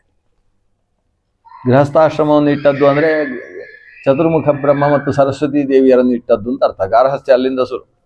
ಆದ್ದರಿಂದ ಗೃಹಸ್ಥಾಶ್ರಮವನ್ನು ಇಲ್ಲಿ ಇಟ್ಟರಂತೆ. ಇಲ್ಲಿ ಇಟ್ಟ ಮೇಲೆ ಆಮೇಲೆ ಈ ಕಡೆ ತುಲೆಗೆ ಒಂದು ಅಷ್ಟು ಸನ್ಯಾಸಿಗಳನ್ನು, ಸನಕ ಸನಂದನ ಎಲ್ಲ ಸನ್ಯಾಸಾಶ್ರಮವನ್ನು ಇಟ್ಟರಂತೆ. ಎಲ್ಲಿಯಾದರೂ ಮೇಲಕ್ಕೆ ಬರುತ್ತಾ ಅಂತ ಬರಲೇ ಇಲ್ಲ. ಅದು ಕೆಳಗೆ ಇದೆ. ಸನ್ಯಾಸಾಶ್ರಮ ಇಟ್ಟರು, ಮೇಲೆ ಬರಲಿಲ್ಲ. ಸರಿ, ವಾನಪ್ರಸ್ಥರು ಒಂದಷ್ಟು ಋಷಿಗಳಿದ್ದಾರೆ, ವಾಲಕಿಲ್ಯ ಪ್ರಭೃತಿಗಳು, ಅವರನ್ನು ಇಟ್ಟರಂತೆ. ಅಷ್ಟು ಇಟ್ಟರು ಕೂಡ ಅದು ಮೇಲಕ್ಕೆ ಬರಲಿಲ್ಲ. ಆಮೇಲೆ ಬ್ರಹ್ಮಚಾರಿಗಳನ್ನೆಲ್ಲ ತಂದು ಇಟ್ಟರಂತೆ. ಏನಾದರೂ ಅದು ಮೇಲಕ್ಕೆ ಬರಲಿಲ್ಲ ಅಂತೆ. ಇಷ್ಟಾದಾಗ ದೇವತೆಗಳೆಲ್ಲ ಚಪ್ಪಾಳೆ ತಟ್ಟಿದ್ರಂತೆ. ಯಾಕೆ ಚಪ್ಪಾಳೆ ತಟ್ಟಿದ್ದು ಅಂದರೆ ನಮ್ಮ ಆಶ್ರಮವೇ ಸರ್ವಶ್ರೇಷ್ಠ ಅಂತ. ಚಪ್ಪಾಳೆ ತಟ್ಟಿದವರು ಯಾರು? ಶಚಿ ಪುರಂದರ, ಸ್ವಾಹ ಅಗ್ನಿ, ಶ್ಯಾಮಲಾಯಮ, ಇವರೇ ಎಲ್ಲ ಸಪತ್ನೀಕರಾಗಿ ಚಪ್ಪಾಳೆ ತಟ್ಟಿದ್ರು. ಮದುವೆ ಆಗುವುದು ಈ 3 ಆಶ್ರಮಕ್ಕಿಂತ ಶ್ರೇಷ್ಠವಾದದ್ದು ಗೃಹಸ್ಥಾಶ್ರಮ ಅಂತ ತೀರ್ಮಾನ ಮಾಡಿದ್ರಂತೆ. ಆಶ್ರಮಾನ್ ತುಲಯಾ ಸರ್ವಾನ್ ಧೃತಾನ್ ಆಹುರುಮನೀಷಿಣಃ ಏಕತಶ್ಚತ್ರಯೋ ರಾಜನ್. ಒಂದು ಕಡೆಯಲ್ಲಿ 3 ಇಟ್ಟಿದ್ದಾರೆ ಆಶ್ರಮ. ಗೃಹಸ್ಥಾಶ್ರಮ ಏಕತಃ ಸಮೀಕ್ಷ್ಯ ತುಲಯಾ ಪಾರ್ಥ ಕಾಮಂ ಸ್ವರ್ಗಂಚ ಭಾರತ ಅಯಂ ಪಂಥಾಹ ಮಹರ್ಷೀಣಾಂ ಇಯಂ ಲೋಕವಿದಾಂ ಗತಿ. ಶಾಸ್ತ್ರವನ್ನು ಲೋಕವನ್ನು ತಿಳಿದವರು ಗೃಹಸ್ಥಾಶ್ರಮವೇ ಶ್ರೇಷ್ಠ ಅಂತ ತೀರ್ಮಾನ ಮಾಡಿದ್ದಾರೆ. ಅಂತಲ್ಲಿ ನೀನು ಕಾಡಿಗೆ ಹೋಗ್ತೇನೆ ಅಂತ ಹೇಳ್ತೀಯಲ್ಲ. ನಕುಲ ಇನ್ನೊಂದು ಮಾತು ಸೇರಿಸ್ತಾನೆ. ನೀನು ಹೇಳ್ಬೋದು ಸನ್ಯಾಸಾಶ್ರಮ ಶ್ರೇಷ್ಠ ಅಂತ ವೇದದಲ್ಲಿದೆ. ಎಲ್ಲಿದೆ? ಯದಹರೇವ ವಿರಜೇತ್ ತದಹರೇವ ಪ್ರವ್ರಜೇತ್. ವೇದದಲ್ಲಿ ಒಂದು ಮಾತಿದೆ. ಯಾವತ್ತು ನಿನಗೆ ವೈರಾಗ್ಯ ಬರ್ತದೋ ಅವತ್ತೇ ಸನ್ಯಾಸಿ ಆಗಬೇಕು. ಈ ವೇದ ಹೇಳಿದ್ದು ಸರಿ ಉಂಟು. ವೈರಾಗ್ಯ ಬಂದರೆ ಅವನು ಸನ್ಯಾಸಿ ಆಗಬೇಕು. ಆದರೆ ನಿನ್ನ ವೈರಾಗ್ಯವೇ ಅಲ್ಲ. ಇದು ಅಣ್ಣನನ್ನು ಬೈಲಿಕ್ಕೆ ನಕುಲನೇ ಸರಿ ಹೇಳ್ತಾನೆ. ನಿನ್ನ ವೈರಾಗ್ಯ ಅಲ್ಲ. ಯಾಕಂದರೆ ವೈರಾಗ್ಯ 3 ಸಂದರ್ಭದಲ್ಲಿ ಬರ್ತದೆ ಅಂತೆ. ಒಂದು ಸಿಕ್ಕಾಬಟ್ಟೆ ಉಪನ್ಯಾಸ ಕೇಳಿದರೆ ವೈರಾಗ್ಯ ಬರ್ತದೆ. ಆ ವೈರಾಗ್ಯ ಎಷ್ಟೊತ್ತಿರ್ತದೆ? ಉಪನ್ಯಾಸ ಮುಗಿದು ಮನೆಗೆ ಹೋಗಿ ಒಗ್ಗರಣೆಯ ವಾಸನೆ ಬರುವಲ್ಲಿ ತನಕ ಮಾತ್ರ, ಆಮೇಲೆ ಇಲ್ಲ. ಇದಕ್ಕೆ ಪುರಾಣ ವೈರಾಗ್ಯ ಅಂತ ಹೆಸರು. ಆ ಹೊತ್ತಿಗೆ ಮಾತ್ರ ವೈರಾಗ್ಯ, ಕ್ಷಣದಲ್ಲಿ ಅದು ಹೋಗಿಬಿಡ್ತದೆ. ಇನ್ನೊಂದು ವೈರಾಗ್ಯ, ಮನೆಯಲ್ಲಿ ಏನೂ ಇಲ್ಲ ಅಂತಾದರೆ, ತಿನ್ನುವುದಕ್ಕೂ ಏನೂ ಇಲ್ಲ ಅಂತಾದರೆ, ಆವಾಗ ಯಾರಿಗೆ ಬೇಕು ಇದೆಲ್ಲ? ಮಲ್ಕೊಂಡು ಬಿಡುವ ಅಂತ ಆಗೊಂದು ವೈರಾಗ್ಯ ಬರ್ತದೆ. ಇದಕ್ಕೆ ಅಭಾವ ವೈರಾಗ್ಯ ಅಂತ ಹೆಸರು. ಅದು ನರಿ ದ್ರಾಕ್ಷಿಯನ್ನು ನೋಡಿ ಹುಳಿ ಅಂತ ಹೇಳ್ಕೊಂಡು ಹೊಡಿತಲ್ವ, ಹಾಗೆ ಹಾರಿ ಹಾರಿ ಜಿಗಿದು ಜಿಗಿದು ಸಿಗಲೇ ಇಲ್ಲ ಅದಕ್ಕೆ. ಆವಾಗ ಒಂದು ತೋಳ ಬಂತು, ಏನು ಸಿಗ್ತಾ ಇಲ್ವಾ ಅಂತ ಕೇಳಿತು. ಹಾಗಲ್ಲ, ಅದು ಸಿಕ್ಕಾಬಟ್ಟೆ ಹುಳಿ ಇದೆ, ಅದಕ್ಕೆ ಹೋಗ್ತಾ ಇದ್ದೇನೆ ಅಂತ ಅದು ಆಯ್ತು. ಹಾಗೆ ಇದು ಅಭಾವ ವೈರಾಗ್ಯ ಅಂತ ಇದಕ್ಕೆ ಹೆಸರು.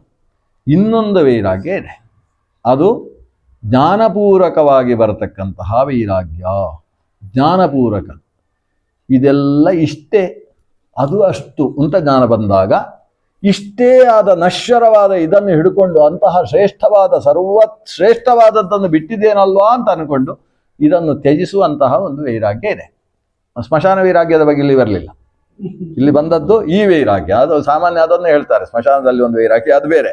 ಇಲ್ಲಿ ಅಭಾವ ವೈರಾಗ್ಯ, ಇನ್ನೊಂದು ಪುರಾಣ ವೈರಾಗ್ಯ, ಎರಡು ವೈರಾಗ್ಯ. ಮೂರನೇ ವೈರಾಗ್ಯ ನಿಜವಾದ ವೈರಾಗ್ಯ, ಅದು ಜ್ಞಾನದಿಂದ ಬರುವಂತಹದ್ದು. ಈಗ ನಿನ್ನದ್ದೆಂಥದ್ದು ಅಂತ ವಿಮರ್ಶನೆ ಮಾಡು. ನಿನಗೆ ಜ್ಞಾನದಿಂದ ವೈರಾಗ್ಯ ಬರುವುದಾದರೆ ಯುದ್ಧ ಸುರಾಗುವುದಕ್ಕಿಂತ ಮುಂಚೆ ಬರಬೇಕಿತ್ತು. ಆದರೆ ಜ್ಞಾನದ ವೈರಾಗ್ಯ ಅಲ್ಲ ಇದು. ಯಾಕಂದರೆ ನೀನು ಯುದ್ಧ ಸುರಾದ ಮೇಲೆ ಎಲ್ಲೂ ಪಾಠ ಕೇಳಿದ್ದು ನಾವು ನೋಡಲಿಲ್ಲ. ನಿಂತು ಏನು ಯುದ್ಧಕ್ಕಿಂತ ಮೊದಲು ಜ್ಞಾನವೋ ಅದು ಸ್ವಲ್ಪ ಮರೆತು ಹೋಗಿ ಕಡಿಮೆ ಆಗಿರ್ಬೋದೇ ಹೊರತು ಅದಕ್ಕಿಂತ ಜಾಸ್ತಿ ಅಂತೂ ಜ್ಞಾನ ಈಗಿಲ್ಲ.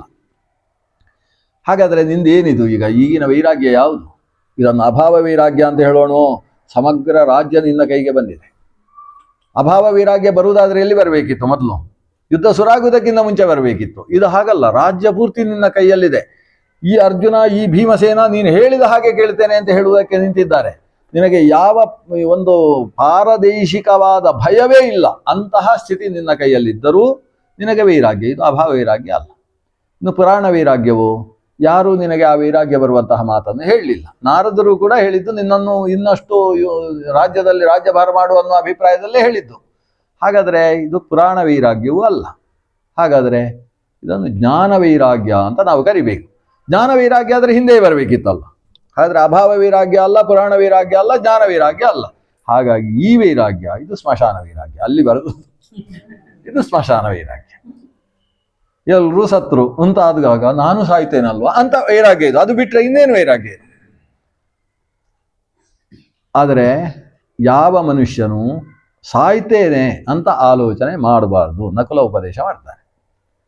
ಸಾಯುವುದು ನಿಶ್ಚಯ, ಅದು ಎಚ್ಚರ ಇರಲೇಬೇಕು. ಆದರೆ ನಾನು ಬದುಕುವವನಿದ್ದೇನೆ ಅಂತ ಯೋಚನೆ ಮಾಡಬೇಕೇ ಹೊರತು ಮುಂದಿನ ಕ್ಷಣದಲ್ಲೇ ನಾನು ಸತ್ರೆ ಅಂತ ಯೋಚನೆ ಮಾಡಿಕೊಂಡು ಸುಮ್ಮನೆ ಬಿದ್ದಿರುವುದಾ? ಒಂದು ಧರ್ಮಶಾಸ್ತ್ರದಲ್ಲಿ ಒಂದು ಮಾತು ಬರ್ತದೆ, ಗೃಹೀತ ಇವ ಕೇಶೇಶು ಮೃತ್ಯುನ ಧರ್ಮಮಾಚರೇತ್ ಅಜರಾಮರವತ್ ಪ್ರಾಜ್ಞ ವಿದ್ಯಾಂ ಅರ್ಥಂಚ ಸಾಧಯೇತ್. ಇದರ ಅರ್ಥ ಏನು? ಮನುಷ್ಯನಿಗೆ 3 ಪ್ರಜ್ಞೆ ಜಾಗೃತವಾಗಿರಬೇಕು. ಒಂದು, ನಾನು ಇನ್ನೂ ಮುಪ್ಪು ಬಂದಿಲ್ಲ, ಅಂದರೆ ನಾನು ಇನ್ನೂ ಮುದುಕ ಆಗಿಲ್ಲ. ಅದು 99 ವರ್ಷದವನಿಗೂ ಇರಬೇಕು ಮನಸ್ಸಲ್ಲಿ. ನಾನು ಮುದುಕ ಆಗಿಲ್ಲ ಜ್ಞಾನ ಇರಬೇಕು. ಆಮೇಲೆ ನಾನು ಸಾಯುವವನಲ್ಲ ಅಂತ ಜ್ಞಾನ ಇರಬೇಕು. ಮೂರನೇದ್ದು, ನಾನು ಯಾವ ಕ್ಷಣದಲ್ಲಿ ಬೇಕಾದರೂ ಸಾಯ್ಬೋದು. ಈ 3 ಜ್ಞಾನ ಬೇಕು. ಅಜರ, ಅಮರ, ಮೃತ್ಯು ಕೇಶ ಹಿಡಿದಿದ್ದಾನೆ. ಗೃಹೀತ ಇವ ಕೇಶೇಶು ಮೃತ್ಯುನ ಅನ್ನುವ 3 ಪ್ರಜ್ಞೆ ಯಾವಾಗಲೂ ಇರಬೇಕಂತೆ ಮನುಷ್ಯನಿಗೆ. ಅದರಲ್ಲಿ ಅಜರ ಅನ್ನೋ ಜ್ಞಾನ ಯಾಕೆ ಬೇಕು? ಜರ ಅಂದರೆ ಮುಪ್ಪು, ಅಜರ ಅಂದರೆ ನನಗೆ ಮುಪ್ಪು ಬಂದಿಲ್ಲ, ನಾನು ಇನ್ನೂ ಯುವಕನಿದ್ದೇನೆ, ನಾನು ಇನ್ನೂ ಹುಡುಗನಿದ್ದೇನೆ ಅನ್ನೋ ಜ್ಞಾನ ಅವನಿಗೆ ಬೇಕು. ಈ ಜ್ಞಾನ ಯಾಕೆ ಬೇಕು? ಯಾಕೆ ಅಂತ ಹೇಳಿದರೆ ಓದಬೇಕು ಅನ್ನೋ ಹಪಿಕೆಗೋಸ್ಕರ ಬೇಕು ಅವನಿಗೆ. ಹೊಸ ಹೊಸ ಜ್ಞಾನ ಬರಿಬೇಕು ಅವನಿಗೆ. ನಾನು ಮುದುಕ ಆಗಿಬಿಟ್ಟೆ, ಇನ್ನೂ ಶುಕ್ಲಾಂಬರಧರಂ ಕಲ್ತ್ರೆ ಬರೋಲ್ಲ ಅಂತ ಕೂತ್ರೆ ಅವ ಏನು ಕಲೀಲಿಕ್ಕೆ ಆಗ್ತದೆ? ಅದು ಅವನಿಗೆ ಇರಬೇಕು, ನಾನು ಇನ್ನೂ 7-8 ವರ್ಷದ ಹುಡುಗ, ಏನು ಬೇಕಾದರೂ ಕಲಿತೇನೆ. ನಮ್ಮ ವಿದ್ಯಾಮಾನ್ಯ ತೀರ್ಥರಿದ್ದ ಹಾಗೆ ಅವ್ರು 81 ವರ್ಷದಲ್ಲೂ ಕೂಡ ಚಂದ್ರಿಕೆ ಹಿಡ್ಕೊಂಡು ಹೀಗೆ ಪೂರ್ತಿ ಬಗ್ಗಿ ಹೀಗೆ ನೋಡ್ತಾ, ಏನು ಅದ್ಭುತ, ಪೂರ್ತಿ ಕಂಠಪಾಠ ಮಾಡಬೇಕು ಅಂತಿದ್ದೇನೆ ಅಂತ ಕೊಡ್ತಾ ಇದ್ರು. ಆ ರೀತಿ ಅಜರವತ್, ನನಗೆ ಜರ ಅನ್ನೋದು ನನ್ನನ್ನು ಮುಟ್ಟುವುದಿಲ್ಲ ಅನ್ನುವ ಎಚ್ಚರ ಯಾವ ವಿಷಯದಲ್ಲಿ ಬೇಕು? ವಿದ್ಯಾಂ ಸಾಧಯೇತ್. ವಿದ್ಯಾ ಸಾಧನೆಯ ವಿಷಯದಲ್ಲಿ ಆ ಪ್ರಜ್ಞೆ ಬೇಕು.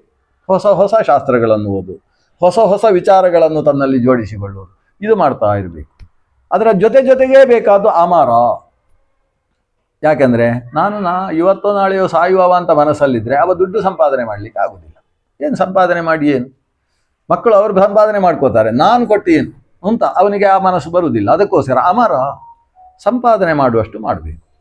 ಮಾಡಿದ್ದು ವಿನಿಯೋಗವೂ ಆಗ್ತಾ ಇರಬೇಕು. ಈ ಅಮರ ಪ್ರಜ್ಞೆ ಇಲ್ಲದೆ ಹೋದ ಪಕ್ಷದಲ್ಲಿ ಅವನು ಸಂಪಾದನೆ ಮಾಡುವುದಿಲ್ಲ. ಅದರಿಂದ ದುಡ್ಡು ಸಂಪಾದನೆ ಮಾಡುವುದಕ್ಕೋಸ್ಕರ ಅರ್ಥ ಸಾಧನೆಯಲ್ಲಿ ಅಮರತ್ವ ಪ್ರಜ್ಞೆ ಬೇಕು. ಅದರ ಜೊತೆಗೆ ಗೃಹೀತ ಇವ ಕೇಶೇಶು ಮೃತ್ಯುನ ಧರ್ಮಮಾಚರಣೆ. ನನ್ನ ಕೇಶವನ್ನು ಮೃತ್ಯು ಹಿಡಿದಾಗಿದೆ, ಕತ್ತಿ ಎತ್ತಿ ಹಿಡಿದಾಗಿದೆ, ಯಾವಾಗ ಬೇಕಾದರೂ ಹೊಡಿಬಹುದು ಎಂಬ ಪ್ರಜ್ಞೆಯ ಜೊತೆಗೆ ಕ್ಷಣಕ್ಕೂ ಧರ್ಮಾಚರಣೆಯನ್ನು ಮಾಡಬೇಕು. ಯಾಕಂದ್ರೆ ಧರ್ಮಾಚರಣೆಯನ್ನು ಮಾಡುವಾಗ ಮೃತ್ಯು ಪ್ರಜ್ಞೆ ಬೇಕು, ದುಡ್ಡು ಸಂಪಾದನೆಯ ವಿಷಯದಲ್ಲಿ ಅಮರತ್ವ ಜ್ಞಾನ ಬೇಕು, ವಿದ್ಯಾ ಸಂಪಾದನೆಯ ವಿಷಯದಲ್ಲಿ ಅಜರತ್ವ ಜ್ಞಾನ ಬೇಕು. ಇದು ಏಕಕಾಲದಲ್ಲಿ 3 ಯಾರಲ್ಲಿ ಇದೆಯೋ ಅವನಿಗೆ ವಿಚಕ್ಷಣ ಅಂತ ಹೆಸರು. ವಿಚಕ್ಷಣ ಅಂದರೆ ವಿರುದ್ಧವಾದ ವಿಷಯಗಳನ್ನು ಕೂಡ ಸಕಾರಾತ್ಮಕವಾದ ವಿಷಯಗಳಿಗೆ ಬಳಸಿಕೊಳ್ಳುವವ ಅಂತ. ಆ ವಿಚಕ್ಷಣತೆ ಯಾರಲ್ಲಿದೆಯೋ ಅವನೇ ನಿಜವಾದ ಜ್ಞಾನಿ. ಅದು ನಿನ್ನಲ್ಲಿ ಕಾಣಿಸ್ತಾ ಇಲ್ಲ. ನೀನು ಇವರೆಲ್ಲ ಸತ್ರು, ನಾನು ಸಾಯುವವ ಅಲ್ವಾ ಅಂತ ನಿರ್ವೇದವನ್ನು ಹೊಂದಿದ್ದಿ. ನಿಜವಾಗಿ ಇದೇ ಧರ್ಮರಾಜ ಹಿಂದೆ ಒಂದು ಮಾತು ಹೇಳಿದ್ದ. ಅವನಿಗೆ ಆ ಮಾತು ದೊಡ್ಡದವನು. ಯಕ್ಷ ಅವನ ಹತ್ರ ಒಂದು ಪ್ರಶ್ನೆ ಮಾಡಿದ್ದ. ಯಕ್ಷ ಪ್ರಶ್ನೆಯ ಸಂದರ್ಭದಲ್ಲಿ ಪ್ರಪಂಚದ ಅದ್ಭುತ ಯಾವುದು ಅಂತ ಒಂದು ಪ್ರಶ್ನೆ. ಅದಕ್ಕೆ ಇವಾಗ ಕೊಟ್ಟದ್ದೇನು ಅಂತ ಹೇಳಿದರೆ, ಲೋಕದಲ್ಲಿ ಎಷ್ಟೋ ಜನ ಸಾಯ್ತಾ ಇರ್ತಾರೆ, ಅವರನ್ನೆಲ್ಲ ನೋಡಿದಂತಹ ವ್ಯಕ್ತಿ ಅವರ ಮನೆಯಲ್ಲಿ ಹೋಗಿ 12ನೇ ದಿವಸ 13ನೇ ದಿವಸ ಅಂತ ಊಟವನ್ನು ಮಾಡ್ತಾರೆ. ಊಟ ಮಾಡಿ ಮನೆಗೆ ಬರುವಾಗ ಇವರೆಲ್ಲ ಸತ್ತಿದ್ದಾರೆ, ನಾನು ಕೂಡ ಸಾಯುವವ ಅಂತ ತಿಳ್ಕೊಳ್ಳುವುದೇ ಇಲ್ಲ. ಅವರೆಲ್ಲ ಸಾಯಲಿಕ್ಕೆ ಕೊಟ್ಟಿದ್ದು, ನಾನು ಶಾಶ್ವತವಾಗಿ ಬದುಕುವವ ಅಂತ ತಿಳ್ಕೊಳ್ತಾನೆ. ಮರಣ ಪ್ರಜ್ಞೆ ಅನ್ನೋದು ಮನುಷ್ಯನಿಗೆ ಬರುವುದಿಲ್ಲ ಅಲ್ವಾ? ಇದಕ್ಕಿಂತ ದೊಡ್ಡ ಅದ್ಭುತ ಯಾವುದಿದೆ? ಅಹನ್ಯಹನಿ ಭೂತಾನಿ ಗಮಿಷ್ಯಂತಿ ಯಮಾಲಯಂ ಶೇಷಾಹ ಸ್ಥಾವರಮಿಚ್ಛಂತಿ ಕಿಮಾಶ್ಚರ್ಯ ಮತಪರಂ ಅಂತ. ಇವ ಆಶ್ಚರ್ಯ ಯಾವುದು ಅಂದರೆ ಇದು ಆಶ್ಚರ್ಯ ಅಂತ ಹೇಳಿದ್ದಾನೆ. ಅದೇ ದೃಷ್ಟಿಯಲ್ಲಿ ಧರ್ಮರಾಜಿಗೆ ಯೋಚನೆ ಮಾಡ್ತಾ ಇದ್ದಾನೆ ನಿಜವಾಗಿ. ಆದರೆ ನಕುಲ ಹೇಳ್ತಾನೆ, ಹಾಗೆ ಯೋಚನೆ ಮಾಡುವುದು ತಪ್ಪಣ್ಣ. ಸಾಯುತ್ತೇನೆ ಅನ್ನೋ ಎಚ್ಚರ ಬೇಕು, ಹೌದು, ಆದರೆ ಅದರಿಂದ ನಿರ್ವೇದ ಹೊಂದಬಾರದು. ನಿಜವಾಗಿ ಗೃಹಸ್ಥನ ಕರ್ಮ ಏನು ಅದನ್ನು ನಡೆಸದೇ ಇರಬಾರ್ದು. ನೀನು ಈಗ ಏನಾಗಿದ್ದಿ ಅಂತ ಹೇಳಿದರೆ ಖಿನ್ನನಾಗಿದ್ದಿ. ಸನ್ಯಾಸ ತೆಗೊಳ್ಳುವುದು ಅಂದರೆ ದೊಡ್ಡ ಧೈರ್ಯದ ನಿರ್ಧಾರ. ಧೈರ್ಯ ಅಲ್ಲ ನಿಂದು, ಇದು ಖೇದ. ದೀನನಾಗಿದ್ದಿ, ದೀನ ಖೇದದಿಂದ ಖಿನ್ನತೆ ಅಂದರೆ ಡಿಪ್ರೆಸ್ಸಿಗೆ ಹೋಗಿದ್ದಿ. ಅದರಿಂದ ಇಂಥ ಕೆಲಸ ನಡೀತಾ ಇದೆ. ಮನಸ್ಸನ್ನು ಗಟ್ಟಿ ಮಾಡಿಕೋ, ಕರ್ಮ ಮಾಡು. ಕರ್ಮ ನಿನಗೆ ಅಂಟದೇ ಇರುವ ಹಾಗೆ ಕರ್ಮ ಮಾಡು. ಅಭಿಮಾನ ಕೃತಂ ಕರ್ಮ ನೈತತ್ ಫಲದ ಮುಚ್ಯತೆ ತ್ಯಾಗಯುಕ್ತಂ ಮಹಾರಾಜ ಸರ್ವಮೇವ ಮಹಾಫಲಂ. ಅಭಿಮಾನ ಇಟ್ಟುಕೊಂಡು ಕರ್ಮ ಮಾಡಬೇಡ. ಅಭಿಮಾನ ತ್ಯಾಗ ಮಾಡಿ ತ್ಯಾಗಯುಕ್ತವಾದ ಮಹಾಕರ್ಮ, ಎಲ್ಲ ಕರ್ಮ ಫಲವನ್ನು ಭಗವಂತನಿಗೆ ಅರ್ಪಿಸತಕ್ಕಂತಹ ಏನು ಕರ್ಮ ಇದೆ ಅದು ಸರ್ವಶ್ರೇಷ್ಠವಾದ ಕರ್ಮ. ಹೀಗೆ ಅನೇಕ ವಿಷಯಗಳನ್ನು ಅದರಲ್ಲಿ ಒಂದು ಇತಿಹಾಸವನ್ನು ಹೇಳಿ, ವೀರುಧಶ್ಚೈವ ವೃಕ್ಷಾನುಶ್ಚ ಯಜ್ಞಾರ್ಥಂ ವೈ ತಥೌಷಧೀಹೀತ ಯಜ್ಞದ ಮಹತ್ವವನ್ನೇ ಸಾರ್ತಾನೆ ಇವ. ಅಂದರೆ ಪ್ರಪಂಚವನ್ನು ದೇವರು ಸೃಷ್ಟಿಸಿದ್ದೇ ಯಜ್ಞ ಮಾಡುವುದಕ್ಕೋಸ್ಕರ. ಆದರೆ ಯಜ್ಞದಲ್ಲಿ ಆಸೆ ಆಕಾಂಕ್ಷೆಗಳನ್ನು ಇಟ್ಟುಕೊಂಡು ಮಾಡಬಾರ್ದು, ದೇವ ಪ್ರೀತಿಗೋಸ್ಕರ ಮಾಡಬೇಕು. ಹಸುಗಳನ್ನು ಸೃಷ್ಟಿಸಿದ್ಯಾಕೆ? ಯಜ್ಞಕ್ಕೋಸ್ಕರ. ಮಂತ್ರಗಳನ್ನು ಯಾಕೆ ಭಗವಂತ ಪ್ರಸಾರ ಮಾಡಿದ್ದಾನೆ? ಯಜ್ಞಕ್ಕೋಸ್ಕರ. ವೃಕ್ಷಗಳನ್ನು ಯಾಕೆ ಸೃಷ್ಟಿಸಿದ್ದಾನೆ? ಸಮಿತ್ತುಗಳು ಮೊದಲಾದದ್ದು ಯಜ್ಞಕ್ಕೋಸ್ಕರ. ಧಾನ್ಯಗಳನ್ನು ಯಾಕೆ ಸೃಷ್ಟಿಸಿದ್ದಾನೆ? ಅದು ಚರು ಪುರೋಡಾಶ ಮೊದಲಾದದ್ದನ್ನು ಮಾಡಿ ಯಜ್ಞ ಮಾಡುವುದಕ್ಕೋಸ್ಕರ. ಹುಲ್ಲುಗಳನ್ನು ಯಾಕೆ ಸೃಷ್ಟಿಸಿದ್ದಾನೆ? ಅದು ಕುಶ ದೂರ್ವ ಮೊದಲಾದ ಹುಲ್ಲುಗಳನ್ನು ಇಟ್ಟುಕೊಂಡು ಯಜ್ಞ ಮಾಡುವುದಕ್ಕೋಸ್ಕರ. ಹಾಗಾದರೆ ಯಜ್ಞಕ್ಕಲ್ಲದೆ ದೇವರು ಏನನ್ನು ಸೃಷ್ಟಿಸಿದ್ದಾನೆ? ಯಜ್ಞಕ್ಕೆ ಬಾರದೇ ಇದ್ದ ಯಾವ ವಸ್ತುವನ್ನು ದೇವರು ಸೃಷ್ಟಿಸಲಿಲ್ಲ. ನೀರನ್ನು ಯಾಕೆ ಸೃಷ್ಟಿಸಿದ್ದಾನೆ? ಯಜ್ಞಕ್ಕೋಸ್ಕರ. ಸ್ನಾನ ಮಾಡದೆ ಯಜ್ಞ ಮಾಡುವ ಹಾಗಿಲ್ಲ, ಆಚಮನ ಮಾಡದೆ ಯಜ್ಞ ಮಾಡುವ ಹಾಗಿಲ್ಲ. ಏನೇನನ್ನು ಸೃಷ್ಟಿಸಿದ್ದಾನೋ ಅದಷ್ಟು ಯಜ್ಞಕ್ಕೋಸ್ಕರ. ಅಗ್ನಿಯನ್ನು ಯಾಕೆ ಸೃಷ್ಟಿಸಿದ್ದಾನೆ? ಯಜ್ಞಕ್ಕೋಸ್ಕರ. ನಾವೆಲ್ಲ ಹೇಳುವುದೆಲ್ಲ ಉತ್ತರ ಬೇರೆ. ಈ ಹೆಂಗಸರ ಹತ್ರ ಕೇಳಿದರೆ ಅಗ್ನಿ ಯಾಕೆ? ಅಡಿಗೆಗೆ. ನೀರು ಯಾಕೆ? ಅಡಿಗೆಗೆ. ಅವರವರಿಗೆ ಅವರವರದ್ದೇ ಪ್ರಧಾನ ಆಗ್ತದೆ. ಇವನ ಹತ್ರ ನಕುಲನ ಹತ್ರ ಕೇಳಿದರೆ ಪ್ರಪಂಚದಲ್ಲಿ ಏನೇನನ್ನು ಸೃಷ್ಟಿಸಿದ್ದಾರೋ ಅವೆಲ್ಲವೂ ಯಜ್ಞಕ್ಕೋಸ್ಕರವೇ ಸೃಷ್ಟಿಸಿದ್ದು. ಛಾತ್ರೇಣ ಧರ್ಮೇಣ ಪರಾಕ್ರಮೇಣ ಜಿತ್ವಾ ಮಹೀಂ ಮಂತ್ರ ವಿದ್ಯಪ್ರದಾಯ ನಾಕಸ್ಯ ಪೃಷ್ಠೇಸಿ ನರೇಂದ್ರ ಗಂತ ನ ಶೋಚಿತವ್ಯಂ ಭವತಾದ್ಯ ಪಾರ್ಥ. ನಕುಲ ಮಾತ್ರ ಹೀಗೆ ಹೇಳ್ಬೋದು. ಅವ ಹೇಳ್ತಾನೆ ಪಾರ್ಥ ಅಂತ ಹೇಳ್ತಾನೆ ಧರ್ಮರಾಜನನ್ನು. ಯಾಕಂದ್ರೆ ಅವ ಪಾರ್ಥ ಅಲ್ಲ, ಅವ ಮಾದ್ರೇಯ. ಇವನು ಪಾರ್ಥ, ಪೃಥೆಯ ಮಗ. ಆದ್ರಿಂದ ಓ ಪೃಥೆಯ ಮಗನೇ, ಹೇ ಪಾರ್ಥ ಧರ್ಮರಾಜ, ನಾ ಶೋಚಿತವ್ಯ, ಕಣ್ಣೀರು ಹಾಕಬೇಡ ಅಣ್ಣ. ಸತ್ತವರು ಸತ್ರು, ಅವರಿಗೆ ಕಾಲ ಬಂತು, ಸತ್ರು. ನಾವು ಸಾಯಲಿಲ್ಲ ಅಂತ ತಿಳ್ಕೊ ಅಷ್ಟೇ. ಸಾಯಲಿದ್ದೇವೆ ಅಂತ ಆಲೋಚನೆ ಮಾಡಬೇಡ. ನಾವು ಬದುಕಿರುವಾಗ ಯಾವ ಉದ್ದೇಶದಿಂದ ದುಷ್ಟರನ್ನು ಕ್ಷಪಣ ಮಾಡಿದ್ದೇವೋ ಅಂತಹ ರಾಜ್ಯವನ್ನು ನೀನು ಸ್ವೀಕಾರ ಮಾಡು. ರಾಜ್ಯವನ್ನು ಪೂರ್ತಿ ವಿಪ್ರರಿಗೆ ನೀನು ಅರ್ಪಿಸಿಬಿಡು. ರಾಜ್ಯವನ್ನು ದಾನ ಮಾಡು. ಆದರೆ ಆ ಯಾವ ವಿಪ್ರರು ಕೂಡ ನೀನು ಕೊಟ್ಟ ರಾಜ್ಯವನ್ನು ತಗೊಳ್ಳೋದಿಲ್ಲ. ಅವರು ಹೇಳ್ತಾರೆ, ಧರ್ಮರಾಜ ನೀನೇ ಇದನ್ನು ಪಾಲನೆ ಮಾಡು, ನಮ್ದು ಅಂತ ಬೇಕಾದರೆ ಅದರಲ್ಲಿ ಬೋರ್ಡ್ ಹಾಕೋ, ತೊಂದರೆ ಇಲ್ಲ, ನೀನೇ ಪಾಲನೆ ಮಾಡು ಅಂತ ಹೇಳಿ ಕೊಡ್ತಾರೆ. ಆಗ ನಿನಗೇನಾಗ್ತದೆ, ನಿಂದಲ್ಲ ಅವರು ಕೊಟ್ಟ ನ್ಯಾಸ ಅನ್ನುವ ಭಾವದಿಂದ ಚೆನ್ನಾಗಿ ರಾಜ್ಯಭಾರ ಮಾಡ್ತೀನಿ. ಸ್ವಾಹಂ ಪ್ರಜ್ಞೆ ಅನ್ನುವುದು ಸಂಪೂರ್ಣ ನಾಶವಾಗಿ ನಿನ್ನ ಯಜ್ಞ, ನಿನ್ನ ರಾಜ್ಯದ ಭಾರ ನಡೆಯುತ್ತೆ. ಅದರಿಂದಾಗಿ ಎಷ್ಟು ಸಾಧ್ಯ ಅಷ್ಟು ಯಜ್ಞಗಳನ್ನು ನಡೆಸು. ಯಾವ ವಿಪ್ರರು ನಿನಗೆ ಈ ಭೂಮಿಯನ್ನು ಹಿಂತಿರುಗಿ ಕೊಟ್ಟಿದ್ದಾರೋ ಅವರ ನೇತೃತ್ವದಲ್ಲೇ ಯಜ್ಞಯಾಗಾದಿಗಳನ್ನು ನಡೆಸು. ಅದರಿಂದಾಗಿ ಆತ್ಮಶ್ರೇಯಸ್ಸಾಗ್ತದೆ. ನಾನು ಕಾಡಿಗೆ ಹೋಗ್ತೇನೆ ಅಂತ ಮಾತ್ರ ಹೇಳಬೇಡ ಅಂತ ನಕುಲ ಉಪದೇಶಿಸಿದ. ಆಮೇಲೆ ಸಹದೇವನು ಕೂಡ ಅದನ್ನೇ ಸ್ವಲ್ಪ ಸೇರಿಸಿ ತಾನು ಉಪದೇಶ ಮಾಡಿದ. ಸಹದೇವನ ಉಪದೇಶವಾದ ಮೇಲೆಯೂ ಕೂಡ ನಮ್ಮ ಧರ್ಮರಾಜರು ಮಾತೇ ಆಡೋದಿಲ್ಲ. ಆ ಮಕ್ಕಳನ್ನು ನೋಡ್ತಾರೆ, ಎಷ್ಟು ಚೆನ್ನಾಗಿ ಮಾತಾಡ್ತೀವಿ ಅಂತ ಖುಷಿಪಟ್ಟು ಕಣ್ಣರಳಿಸಿ ಒಂದ್ಸಲ ನೋಡ್ತಾರೆ. ನೋಡಿದ ಮೇಲೆ ದ್ರೌಪದಿ ದೇವಿ ಮಾತಾಡಬೇಕಾಯ್ತು ಮುಂದಕ್ಕೆ. ಆ ದ್ರೌಪದಿ ಏನು ಮಾತಾಡಿದ್ಲು ಅನ್ನೋದು ಪ್ರಮುಖವಾದ ಅಂಶ. ಅದನ್ನು ನಾಳೆ ನಾವು ಸೇರಿದಾಗ ಅವಲೋಕನ ಮಾಡೋಣ. ಶ್ರೀಕೃಷ್ಣಾರ್ಪಣಮಸ್ತು.